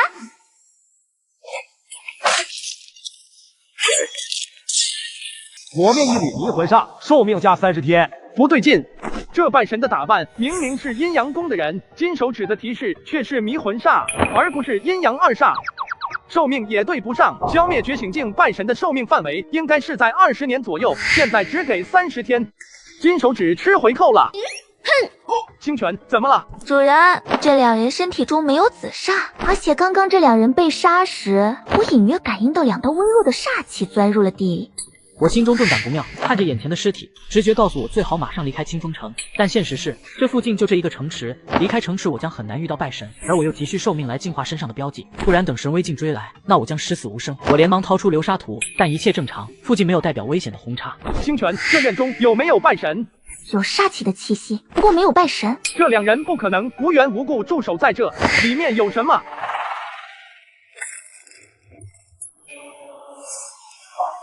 身怀6甲，怎么会这么多？这是阵法，可2座阵法为什么只有1座里有人？主人，我们要不要救他们出来？自身都难保，贸然救出他们，对他们来说真的是好事吗？那也比被困在阵法中强吧？清泉不能理解。等你长大就明白了，别难过了，这台新手机送你了。旧的呢？旧手机我放爱回收卖了，可方便了，全国近2000家门店，下单就有工程师上门回收，价格满意，现场打钱。我之前用了2年多的苹果12腐肉，还卖了3000多呢。靠谱吗？当然了，爱回收是上市公司，像你平常用不到的手机、平板、笔记本都可以放爱回收回收了。好耶！我将目光从院中移开，看向了院后的房屋。我快速将其一一打开，里面全是眼神呆滞的妇女。难怪城中只有年轻男子，不过老人和小孩去哪了？磨灭一缕迷魂煞，寿命加0.3天。消灭普通凡人，竟也增加了寿命。迷魂煞，迷魂，难道说他们都被迷了心智，还是说被操控了？主人，他死后也有一道煞气钻入了地里。清泉，我们去下一处地点。我心中的危机感越来越强，很快在清泉的指引光觉醒就猎杀了10来人，身体竟也有3人，但毫无例外皆是一副空壳，且死后会有一丝煞气钻入地里。而我也发现了数座院子，院内情况一模一样。当前剩余寿命2年零23天。我的时间不多了，可按这个进度，哪怕将城中的拜神全杀光，也没多少寿命。魂煞，寿命加0.3天。该不会整座城都被迷魂煞控制了吧？清泉，你确定城中最强者是神树境控制了整座城？神威境恐怕也做不到吧？确实是神树境。弟弟呢？有没有感应到煞气或者拜神的存在？应该是没有。怎么会没有？弟弟绝对有东西，或许是阵法隔绝了清泉的感知。不过有一点可以确定，那就是这座城池绝对不能再待下去了。未知的危险往往都是致命的，我不敢赌，哪怕直面神威，我也不想再待在清风城中。我掏出流沙图，确定没有针对我的危险后，朝城门跑去。虽然但是意外还是发生了，我迷路了。无论我怎么用流沙图确认方向，也到达不了城门处。准确的来说，是一直在城中打转，靠近不了城墙和城门。是阵法，还是我也被迷魂煞影响了？有完没完？这个该死的世界！清泉，带我去找那个神树境拜神。交给我吧。而此时，清风城外，一只青鸟正急速飞来。不过就在青鸟刚一飞进城中，便被塑造成黑色煞气包裹，没多久便被吞噬一口。青鸟的气息在清风城消失了，能做到这点的只有驻守在城中的执事。可他为什么要这样做？清风城绝对出现了变故。那凡人的踪迹也彻底消失了，如今唯一的线索便是清风城，正好一并解决。是他吗？清泉？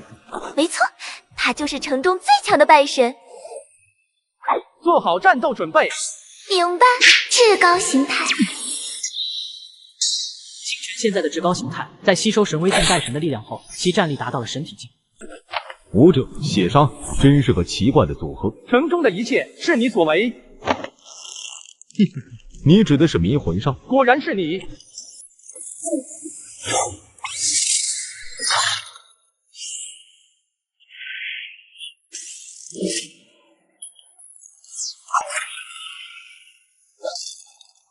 阳煞？怎么可能是阳煞？你没被操控。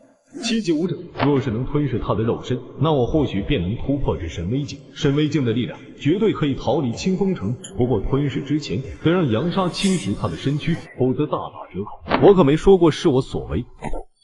第3天了，恐怕城中已经没有正常人了。你知道些什么？我可以告诉你，不过我需要你的帮助，否则大家都会死。拜神都是一些疯子，他的话绝不可信。最好的办法便是杀了他。神树境拜神，少说也有100多年寿命，100年寿命再不济，也可以让我安全离开清风城。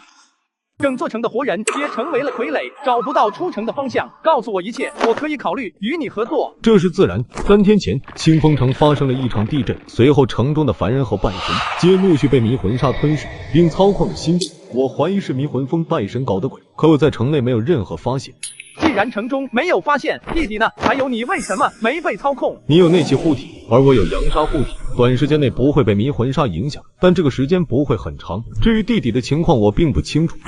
我这段时间都在找覆盖清风城阵法的核心，只要破除掉阵法，那我们便可逃离这里。弟弟的情况，我是自然探查过，那群鬼东西，他可没把握对付。至于阵法核心，完全扯淡。他的目的是让阳煞侵蚀我的身体，吃掉我，然后逃走。当然这些我并不知道，不过我也不会完全相信拜神的鬼话。阵法核心找到了吗？跟我来。清泉，一有不对，直接出手。明白。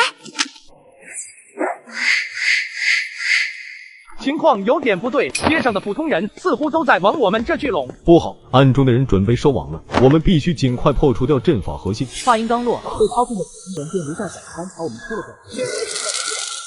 但这也大大拖延了我的步伐。而每当一名傀儡倒下时，便有一带微弱的煞气钻入地里。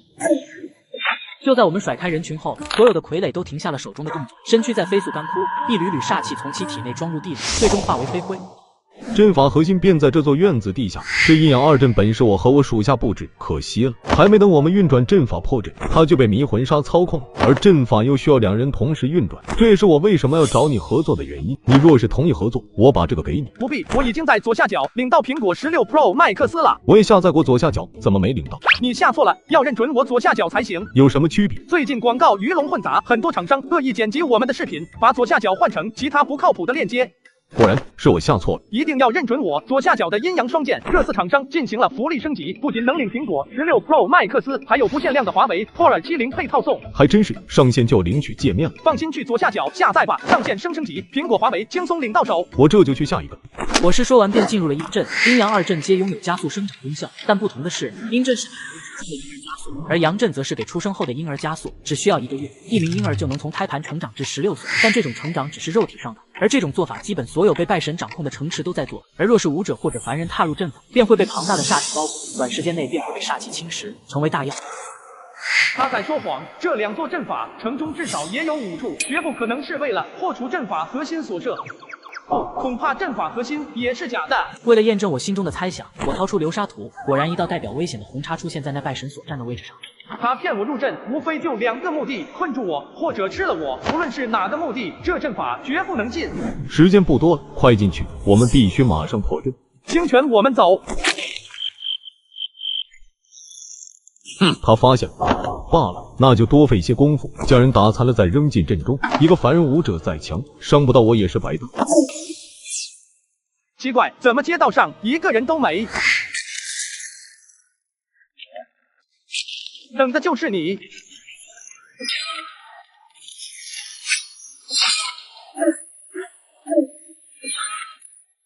力量、速度、防御，我都占据上风，这把稳了。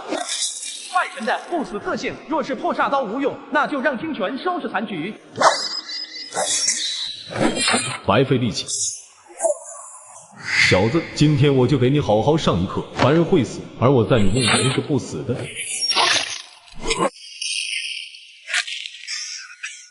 消灭一缕阳煞，寿命加2年零77天。哦，有戏！你能伤到我本源，该死！大意了，你不会有机会。本源重启。话真多。清泉，你息慢点，这人头让给我。消灭一缕阳煞，寿命加2年零33天。一条条寿命增加的提示开始疯狂刷屏。若是可以，我能眼睛不带眨的砍上3天3夜，这感觉简直不要太爽。消灭一名残废神树境拜神，寿命加4年零99天，当前剩余寿命158年零233天。只要能破防，那破煞刀也可以对拜神造成伤害，不过效率太低了。神树境在清泉的辅助下都砍了几十刀，要是神威境不得砍个999啊！地震了！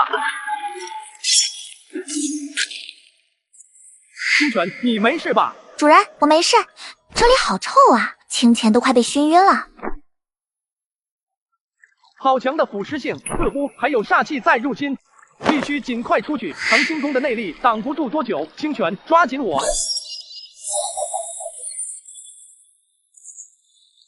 消灭一只幻瞳地魔，寿命加40年。白减40年寿命，幻瞳。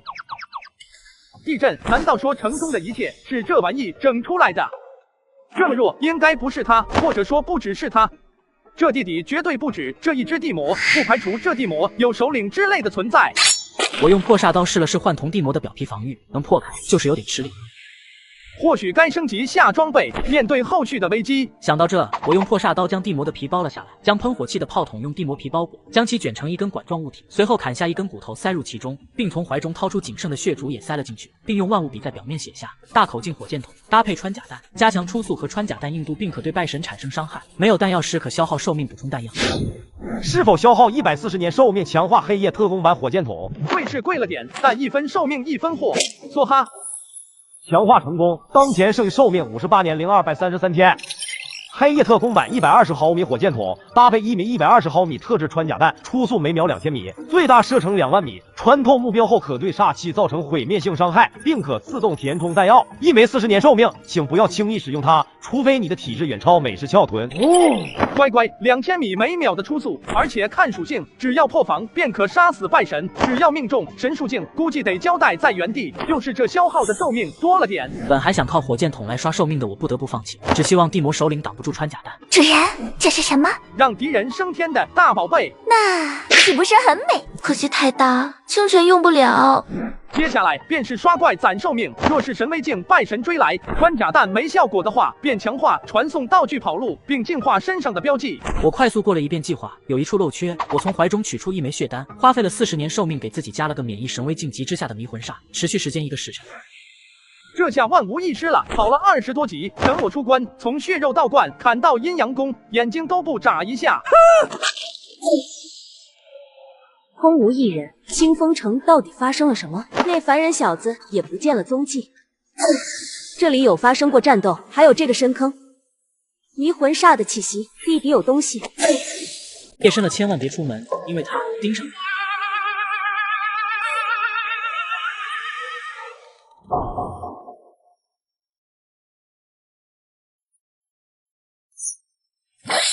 心中无女人，拔刀自然神。傻大哥，幻术对主人可无效哦。消灭意志幻筒地魔，寿命加42年，当前剩余寿命179年117天。穿越过来20几级了，这里简直是天堂。清泉继续感知附近的地魔。收到。高达大1万战机。等攒够寿命，通通安排上，顺便再修个仙。到那时，什么拜神、煞兽、怪物，全都是战五渣。主人，洞穴深处有一道母煞，还有一道很强大的煞气波动。气息和这傻大哥是同源，应该是神术境巅峰。不对，又好像是神威境，忽强忽弱的。是受伤了，还是说在突破？很快我便不再思考这个问题，哪怕地魔 BOSS 是神威境，也是在我的预料之中。我更惊讶的是母煞，这里居然有母煞。记得老爷子说过，母煞极其稀少，可我短短2天就遇见了2次。难道这就是传说中的主角光环？等等，我将目光看向清泉，我似乎遗漏了某处细节。清泉，我记得你有个幸运天赋。幸运？没错，某种意义上的幸运哦。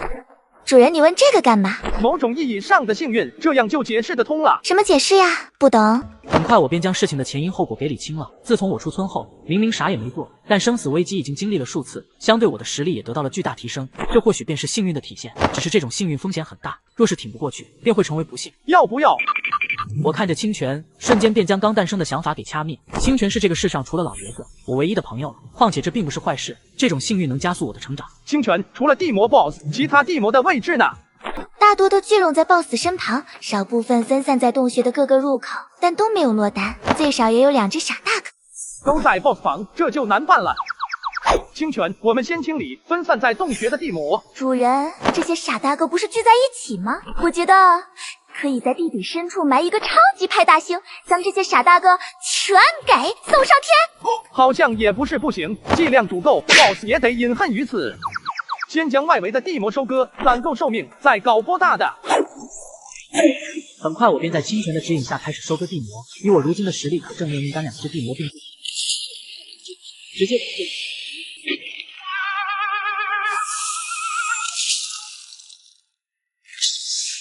消灭意志幻筒地魔，寿命加37年，当前剩余寿命588年117天。最后一只了，这个通道后面便是 BOSS 房了。不过闹出这么大动静 ，BOSS 怎么也没任何反应，连小弟都没派一只出来。算了，管他呢，只要确定至少有20只小地魔，怎么也可以收割700-800年寿命，500多年的大1万。乖乖，这爆炸范围恐怕有点大啊！就在我思索安全距离时，主人，不好了，后面有一道神威境的阴煞在靠近。阴煞。阴阳宫的狗东西追来了，我连忙取出流沙图，果然一道醒目的红叉正往我这个方向而来。在不清楚火箭筒能不能破防的情况下，绝不能正面硬刚。或许可以借刀杀人。我连忙取出1枚血丹，花费了4年寿命强化，获得了5分钟的隐身效果。清泉，我们进去。死于刀伤和贯穿伤。奇怪的武器，应该是那凡人小子干的。他的目的是这幻瞳地魔。聚集了不少的幻瞳地魔。等等，迷魂母煞。这里竟然有迷魂母煞，若是能得到这迷魂母煞，那我也能培育一群拥有迷魂煞的大妖。拜神的境界提升有2种方式，第一便是吸食被同源煞气侵蚀的血肉，第二便是吞噬除了本源外的拜神。一只神树境幻瞳地魔也配持有母煞。不对，在我们阴阳宫，哪怕是神威境，拥有母煞的也不过是寥寥数人。迷魂峰在搞什么鬼？难道说出现了某种变故？若情况属实，这将是一份天大功劳。这只幻瞳地魔首领得抓活的。至于这群小的，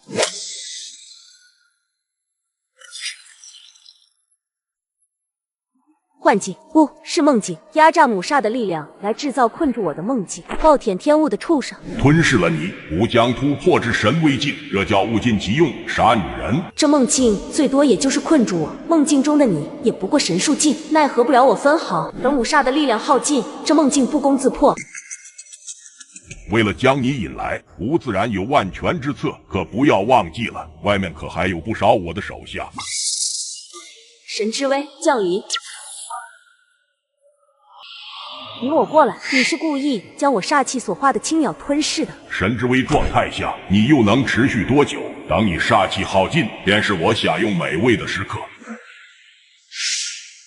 那女人的杀气快见底了，试试看能不能轰开神威境的防御。若是不能，再动用大1万。能破开，但也就是个皮外伤。若是没有开启神之威，连发轰在同一个地方，说不定真能带走神威境。我不再迟疑，手持破煞刀，削出一颗巨石后，用万物笔飞速写下：消耗500年寿命，强化方向，原子弹可对煞气造成伤害，可远程引爆。是否强化？梭哈。强化成功，当前剩余寿命85年0117天。清泉，这个给你，3分钟后让异术升空。明白。可主人为什么要等3分钟？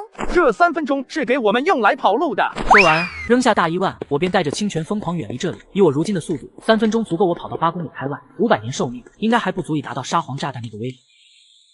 世风，你还要阻拦我？若是清溪死在这儿，你我都不好和上面交代。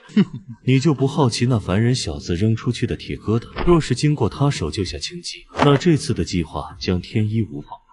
5分钟后，若是那凡人没有给我惊喜，那就按原计划行事，让母煞的气息完全爆发，吸引阴阳宫的人过来。这是自然，看戏吧。这里的黑夜游荡着嗜血怪物和妖人，我知道恐惧皆来源于火力不足。大1万，众生和平。主人，3分钟到了，我们要不要现在引爆艺术？这距离，以我如今的身体素质，应付余波问题不大。清泉躲我身后，准备远程引爆。明白，艺术升空了。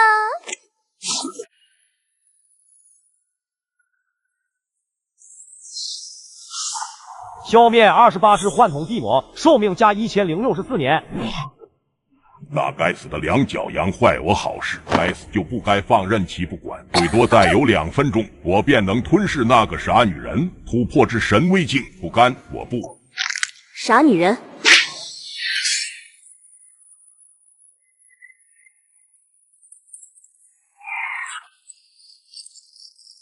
老娘忍你很久了，若不是活着的，你更有价值。你的下场便是如此。你最好期待你身上的秘密是我想看到的。那凡人武者的秘密也不小，一起上报好了。这真是一场精彩的演出。好了，天衣无缝，筹码已经给出，我相信阴阳宫的人不会放过这个机会的。倒是你们迷魂峰，他们必将试探，可别露出马脚了。这将是一场盛宴，你迷魂峰与我血肉道观为阴阳宫准备的盛宴。宗主和大长老为此事准备了数月，不需要你们提醒。希望如此。那凡人究竟是怎么做到的？如此强烈的爆炸，还有那怪异的铁管。想知道，你去请教一番，不就知道了？你不去？我对他没兴趣。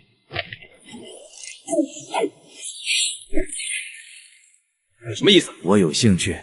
开个玩笑，他是你的，前提是你有那本事。哼！赤峰怂恿他去找那孩子，并阻拦我。你不要忘记了，你答应过我，1年内不找那孩子麻烦。我这不没去吗？你放心，我赤峰一向说到做到。你以为我不这样说，静难道就会放过他？况且我可不认为他能抓住那小子，适当给一些压力，有助于他的成长。至于说阻拦你，你若是和静产生了冲突，动用过多煞气，你的神智便会进一步被煞元影响。在没有吸收第2团煞元达到平衡前，你能不动手便不要动手。这次计划很成功，以我的功劳，关主会赏赐我1团血煞母煞，那是给你准备的。不破坏我们梦想的前提下，我不会干预你的行动，但现在不是时候。我不放心，不过老夫不会出手的，事后我会去找你。呵护在手心的花朵可经不起风雨啊，静不能死，这会影响我们后续的计划。世峰不知道的是，李青宗服用了一颗可抵消引煞入体副作用的丹药，而此时苏沫正一脸兴奋地看着4位数的寿命，当前剩余寿命1149年零117天。4位数啊，怎么花呀？修仙不行，修仙需要时间，这个世界处处充满危险，睡个好觉都是一种奢侈，更别提修炼了。或许可以利用金手指来加速修炼，可寿命远远不够。记得老爷子说过，皇城还未被拜神掌控，或许我可以再攒点寿命，然后在皇城修仙发育。艺术真美呀！主人，别发呆了，我们回去看看成果吧。清泉可是很久没有品尝过拜神的滋味了呢。嘿嘿。那拜神和地魔 BOSS 没被炸死，但肯定也不好过。那正好一网打尽。嘿嘿。主人，附近有一道神威境的迷魂煞。迷魂煞，这阴阳宫在搞什么飞机？这里不是他们的地盘吗？这都快变成其他拜神的后花园了。希望是路过吧。我快速打开流沙图，一道代表危险的红叉正朝我的方向而来。清泉，你这幸运，一般人还真无福消受。主人，我们都有1000年寿命存款，这次不跑啊！梭哈，干掉他！现在我已经拥有杀死高级拜神的手段，欠缺的是力量，破开其防御的力量。9级武者的老爷子能做到，或许将力量提升到老爷子那个层次，斩杀神威境的拜神也不是不可能。想到这，我取出1枚血丹，并用布条包裹，用万物笔写下，服用后可使我如今的身体强度达到9级武者，且无副作用。是否消耗1195年强化超级血丹？卧槽，开什么玩笑！我从普通人强化到7级武者，也就花了200多年，7级到9级竟需要4位数。或许4位数是修仙的底线，而这已经是武者的极限了。我用万物笔将布条上的9级改成了8级巅峰，花费的寿命则变成了500年。8级武者绝对破不开神之威的防御，那花这500年毫无意义，还不如强化传送道具跑路。或许可以转变下思路。我从怀中重新取出一片布条，用万物笔写下，服用后可使我的身体强度达到9级武者，无任何副作用，成功率10%。是否消耗50年寿命强化血丹？50年可以试试。理论上来讲，10%的概率，10次必有1次成功，但这只是理论，而我要做的是用电子来增加成功的概率。随后我从地上拔了9根杂草，花费了100年寿命强化出了9根概率为1/1000的杂草，一连9根下肚，毫无意外全失败了。不过这也是我想要的。就是现在，1颗血丹，2颗，3颗，15颗。严重怀疑这金手指的概率是企鹅出品的。清泉，这颗血丹你来喂我。主人，你手在抖哎。废话，能不抖吗？所有的希望都交托给你了。交给我吧，一发入魂。在清泉的帮助下，终于在第18颗试成功了。一共花费了850年，也算小赚345年，但狗屁电子大法运气再差点就血本无归了。以后增加别的副作用来减少强化所需的寿命。迷魂煞的置换效果不得不防。想到这，我又花费了40年寿命，获得了1个小时免疫神威境幻境的办法。小子，我很好奇，你是怎么将一块石头变成威力巨大的爆炸物的？还有你背上的怪异武器的，你都看见了。清风城有我的布置，所以你进城后的事我都看见了，不过很可惜没听见。可这不重要，确实不重要。杀了你，秘密便永远成为了秘密。这里的黑夜游荡着嗜血怪物和妖人，而我可通过克命来强化万物，但这个秘密暴露。杀了你，秘密便永远是秘密。不愿说，愚昧无知的凡人，无止境的噩梦，而本座将在你内心最深处挖掘你所有的秘密。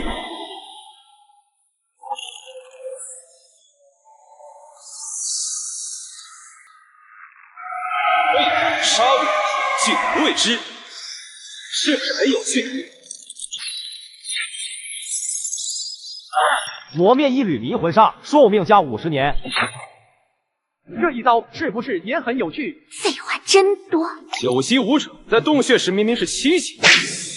清泉躲我身后，找准时机给他致命一击。了解。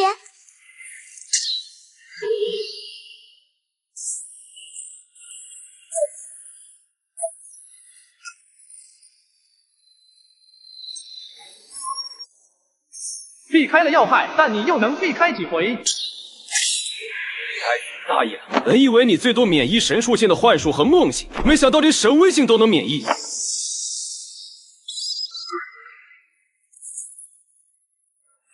小子，你的秘密有点多。所以你必死，耶稣也拦不住。好运的小子，热身结束了，神的力量岂是凡人能抗衡？神之威降临。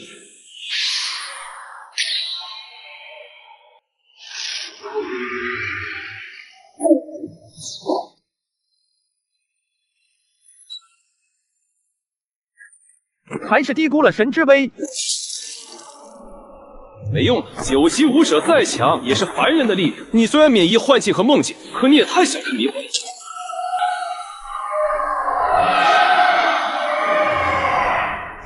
主人，你没事吧？没事，头有点疼。这些黑影是精神类攻击，不过长青宫的内力隔绝了大半，但内力消耗也很大。要不要强化个免疫精神攻击的血单？不行，这拜神剩余的手段我并不清楚，若是后续的手段也应付不了，现在投入的寿命岂不是打了水漂？身上可以用来强化的物品还是太少了，完全限制了金手指的概念及能力，他绝不可能长时间维持神之威。既然如此，那便以退为进。小爷我玩尽兴了，就不加钟了。该死，失去了幻术和梦境功能，我根本限制不了那小子的行动。这样追逐下去，对我很不利。标记种下，等准备齐全再来抓这小子。想好问过我手中的刀了吗？就这样，敌进我退，敌退我进。一斩查过后，在我的游击战术下，进的神之威维持不下。磨灭一缕离魂煞，寿命加250年，当前剩寿命359年零117天。就是现在。可惜了，穿甲弹没有命中破开的伤口。该死的小子，别得意，知道你秘密的不止我一人，可别提前死了。今日之仇，我记住了。好了，清泉还能感应到这孙子的气息吗？消失了。晦气才耗到300年，不，准确来说是260年。以后得想个办法来破开神之威的防御。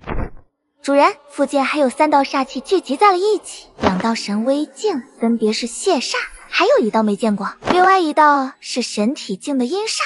他们没打起来吗？他们为什么要打起来呀？拜神都是一些疯子，不同的煞源可比武者的吸引力更强。应该是没有。主人，我有个大胆的想法，神威境不好杀，但神术境还不是顺手砍了的事。你这想法有点危险啊！我打开流沙图，但附近并没有代表危险的轰叉。清泉，你确定没感应错？就在那边，不会有错的。这么大动静，按理来说不可能没发现我。既然流沙图没有标记出来，那就只有一个解释：这3个拜神对我没有恶意，至少现在对我没恶意。想不通的我不再思考这个问题，带着清泉往清风城而去。那里的战场可还没打死。你怎么来了？怕你没忍住出手，不过看来完全不需要。那孩子的成长速度太快了，赤峰你的承诺还有效吗？确实是令人惊讶的速度。你是怕我提前出手抹杀他？他的目标是消灭所有拜神，拯救这个世界，而我的目标是重启这个世界。本质上虽有区别，但现阶段的目的是一致的，所以我为什么要食言杀他？人的贪欲是无止境的，这一点你比我更清楚。想要拯救这个世界，仅杀败神行不通的。我想那小子很快也会明白这个道理。至于说最后是他死还是我死，这重要吗？好了，时间不多了，我需要你的助力。现在随我回关内复命，准备吸收第2团煞元。我那孙子的消息有打听到吗？我派人在寻找，有消息会第一时间通知你。走吧。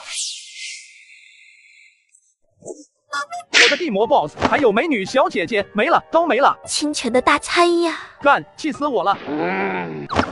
那孙子肯定也在我身上种下了标记，所以那孙子肯定会回来找我。那这一身的标记洗不洗都不重要了，特喵的，来一个我砍一个。没错，来一个砍一个。可接下来去哪？皇城在北方，不过需要横穿迷魂峰的势力范围，正好一路收割寿命，再到皇城科技修仙。公主，事情经过便是如此，我怀疑迷魂峰可能出现了某种变故。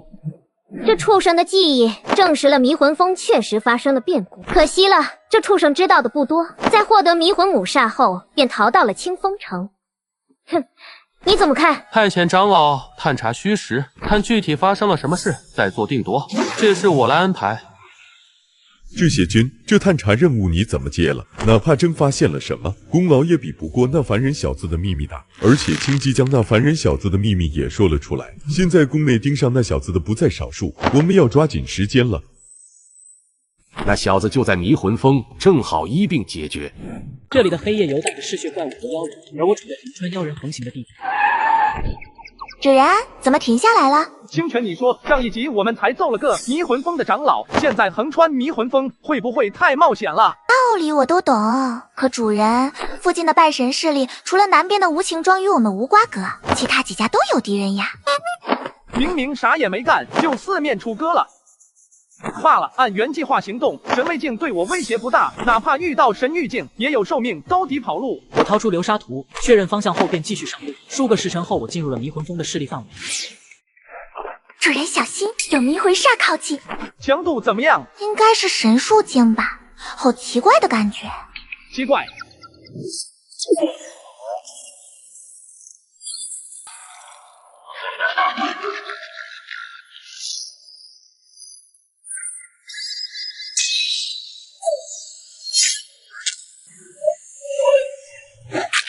这又是什么鬼东西？没实体，还是说在我砍中的瞬间分裂了？幻境吗？若是神威镜，或许还真要费一番功夫。主人，你这法宝哪来的？连幻境都能破开？这是我在瓜子二手车上买的比亚迪汉，比新车便宜了10多万。现在新车掉价快，上瓜子买特划算。11月瓜子有砸价节，上万台二手新能源5折起就能买。这么便宜，靠谱吗？当然，瓜子每台车都经过官方专业检测，可以试开3天。要是有旧车，还能放瓜子拍卖。买卖二手车上瓜子就对了，我倒要看看你能分裂几次。瞬间我便斩下了数百刀，球形怪物似乎也到了分裂的极限，纷纷开始虚幻起来。没有寿命增加的提示，还没死，不好。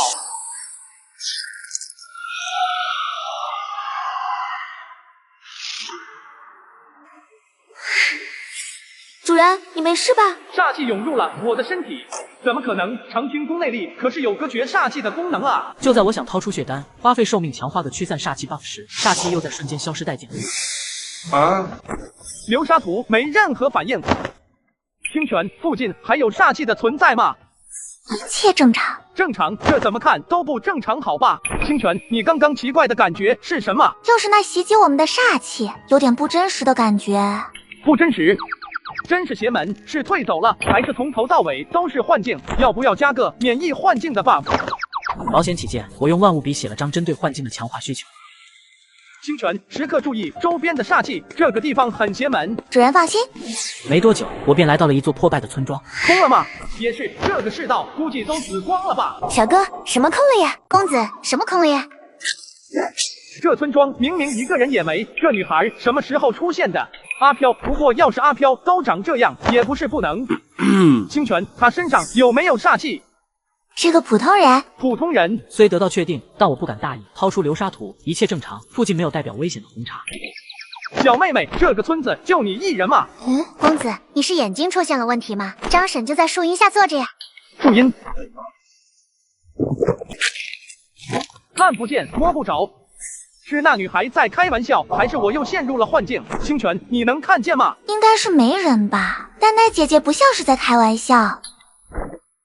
公子，你不会真看不见吧？张婶刚刚走了，你当然摸不着了。小妹妹，你叫什么名字？白薇，白色的白，微风的微哦。爷爷说有贵客到来，要请公子去家里做客呢，还不知道公子叫什么名字呢？你认识我爷爷吗？我看了眼四周的环境，心中确定这村庄不像是有人居住的样子。女孩的爷爷又为什么要邀请我？我叫苏沫，他叫清泉，这是我第一次来这，应该是不认识你爷爷。白薇，你家也是这个村的吗？就在村东边。微微，贵客接到了吗？接到了。换新手机了，我用此物和你换旧的。旧手机我放爱回收卖了，全国近2000家门店，可方便了。下单就有工程师上门回收，价格满意现场打钱。我之前用了2年多的苹果12 Pro，还卖了3000多呢。靠谱吗？当然啦，爱回收是上市公司，像你平常用不到的手机、平板、笔记本都可以放爱回收回收了。我们快点回去，爷爷做的饭菜可香了。清泉，保持警戒。了解。王爷爷，大哥哥不是坏人，他是爷爷请的贵客。葛奶奶，您别急，我刚刚在二狗家看见小童了。那公子是爷爷的贵客呢。我毛骨悚然地看着女孩一路很开心地对着空气说话，但我很确定没有人，我也没有眼花。清泉，你能看到吗？他在对着空气说话。附近还是没发现煞气吗？没有发现。是幻境吗？可什么时候陷入幻境的？我不再迟疑，掏出事先准备好待强化的血丹。是否消耗40年寿命？强化血丹。强化成功，当前剩余寿命319年零117天，服用后1个小时内可免疫神威境及以下的幻境。当我服下血丹后，我的脸色并没任何好转，因为四周还是空无一人。我没陷入幻境，或者说控住我的幻境层次超越了神威境。不对，若是神域境的拜神，何须制造幻境来困住我？那问题应该是出在那女孩身上，她在骗我，或者说她脑子不正常，亦或者是她陷入了幻境。苏公子，怎么了？你脸色有点难看。没事，你家还有多远？就在前面，快了。很快，我便随着女孩来到了一处院落。爷爷，苏公子来了。进还是不进？我看着打开的房屋，门后漆黑一片，也给我带来了一丝不安。小哥，进来吧。主人不太对劲，小心点。没有危险，进去看看。各位，此次行动以探查为主，隐秘行动，切莫与迷魂峰发生冲突。一有发现，立刻通知。遵命。这是本座炼制的破镜珠，可以助你们看透幻术，当然也可以通过它来联系本座。好了，分散行动，我会在这里等你们。公主，您不去吗？神域境的气息掩藏不了，现在还不是本座出手的时机，行动吧。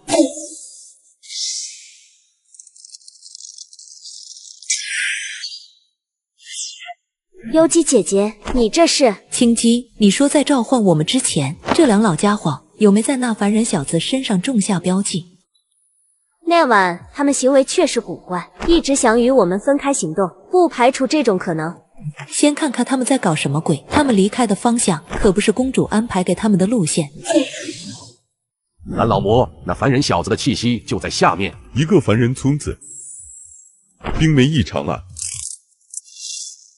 这里被迷魂煞包裹了，当然没异常了。下面有什么？除了那小子外，还有一个凡人和神威境煞兽。微微，你先出去，我和小哥谈点事。清泉，你没感应到这老家伙的煞气波动吗？他的气息不存在。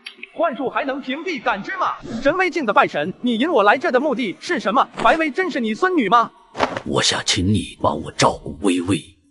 你若是知晓我的敌人，就不会这样想了。我可以替你清除掉身上的标记。我要是想清除掉身上的标记，并不难，这个忙。再加我的生命如何？生命？这老头难道知道我金手指的功能？是上次逃走那神威境拜神传出去的，用自己的命来换我照顾你孙女，这怎么听都很荒唐。我不是拜神，而是杀兽。煞兽我见过，没有感情、思想，遵循某种规则行动的怪物。不是规则，是执念。执念。100年前，迷魂峰让整个村子的人引杀入地，我失败成为了杀兽，一时陷入了永无止境的黑暗中。就在我麻木时，我醒过来了，并发现微微虚弱地躺在家中。我也拥有了守护她的力量。我的执念是照顾微微。我不知道我的意识是怎么恢复的，可能是执念过深，在见到微微那刻，让我的意识暂时恢复了清晰。为了让微微遗忘那段痛苦的记忆，我编织了一场幻境，让她活在了1年前杀星还未降临的日子。但随着时间的推移，我的意识越来越模糊。我知道我的时间不多了，我不敢赌意识消散后，照顾微微的执念会不会也消散。用我的命来换你一份承诺，我觉得值。你就不怕我杀了你后一走了之？还有你为什么觉得你的命能打动我？不久前我遇见一老者，他和我说了一些你的事，从你身上证实了他说的一切。老者，我在村外遇见的球形怪物是你，你入侵了我的记忆，这样就说得通了。不过长青宫内力为什么没隔绝迷魂煞的入侵？是性质不同的原因吗？我在这里和你说声抱歉，我没有2次选择的机会，希望你能理解。你的条件很诱人，但我现在没把握照顾好白薇。若是再加1至2个神威镜呢？以我的命再加1至2个神威镜的命，换小哥你一个照顾他的承诺，如何？你是认真的？拜托了。好，我答应照顾白薇，但伴随我身边注定不平静。老爷子，你可想清楚了？在这个吃人的世界，能跟在你身边，至少还能作为一个人活下去。作为人活下去吗？老爷子放心，在我死之前，我会照顾好微微的。但这里似乎没有其他神威镜吧？现在有了，就在天上，一道阴煞，一道阳煞，都是神威镜。阴阳双煞，阴阳宫的人，看来身上的标记发挥作用了。猎人与猎物的角色该换换了。斩杀神威镜能获得多少寿命呢？真是期待啊！小哥，我来破防，你来补刀。爷爷，苏公子，你们这是准备出去吗？微微，爷爷和苏公子出去办点事，在家等我们。那爷爷你们快去快回，饭菜凉了就不好吃了。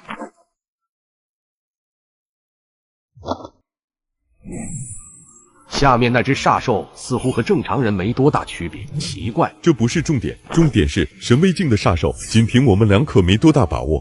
不一定，那只煞兽掌控的是迷魂煞，我们手中有公主炼制的破镜珠，看破一切幻境，未必没有把握。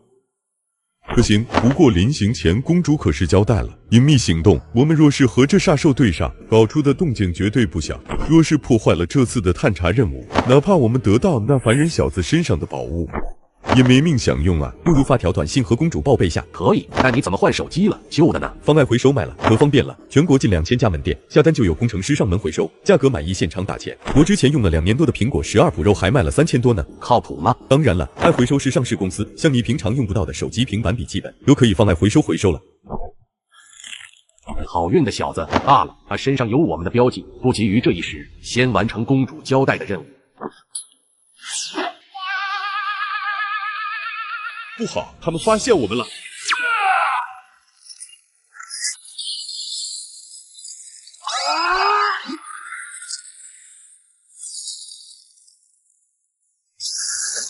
该死！蓝老魔，拖住那煞兽，我去抓那小子。得手后便撤退。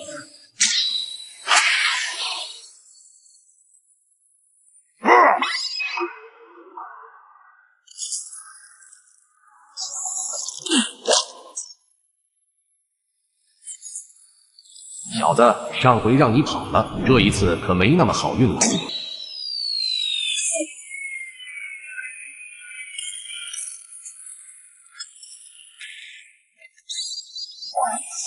磨灭一缕阳煞，寿命加33年，可惜就差一点。赤血剑什么情况？此地不能久留，撤！那小子晋级9级武者了，而且他手中的刀有古怪，能伤到我的本源。刚刚就觉得蹊跷，幻境似乎对你们无用，看来是那珠子的问题。但若是幻境实体化，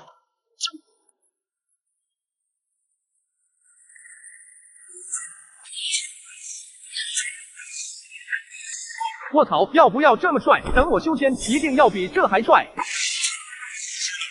想不闹出动静都难了，那就不跑了。神之威降临。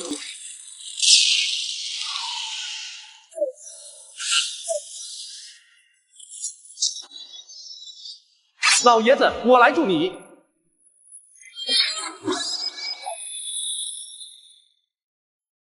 蓝老魔，那煞兽的本源有失，这是个机会。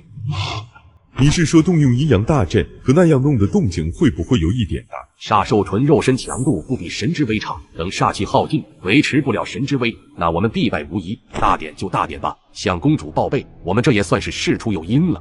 吉阴，吉阳，镇阳，又是这赖皮招，干！力量分流了，压制不住那煞兽，别管那小子了，先将这煞兽给镇压了。可以。老爷子，不躲不是不怕，而是维持阵法动不了。既然如此，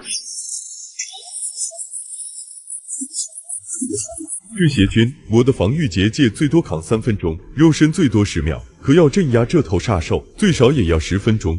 够了，那煞兽的力量会不断被消磨，你先扛2分59秒，然后再分一道力量将那小子给镇压。一群废物，如此大动静，这次的行动算是废了。不过既然都暴露了，那本座亲自走上一趟，探查虚实。月乙随时准备接应我。看来你那边的行动不太顺利，等我一起行动。迷魂那老家伙的实力远在你我之上。不，避免出现意外，你守家，随时准备将我拉回宫内，这是最稳妥的办法。好，小心行事。公主，是阴阳大阵，阴阳宫的人来了。这是在搞什么鬼？如此光明正大的闯入，试探吗？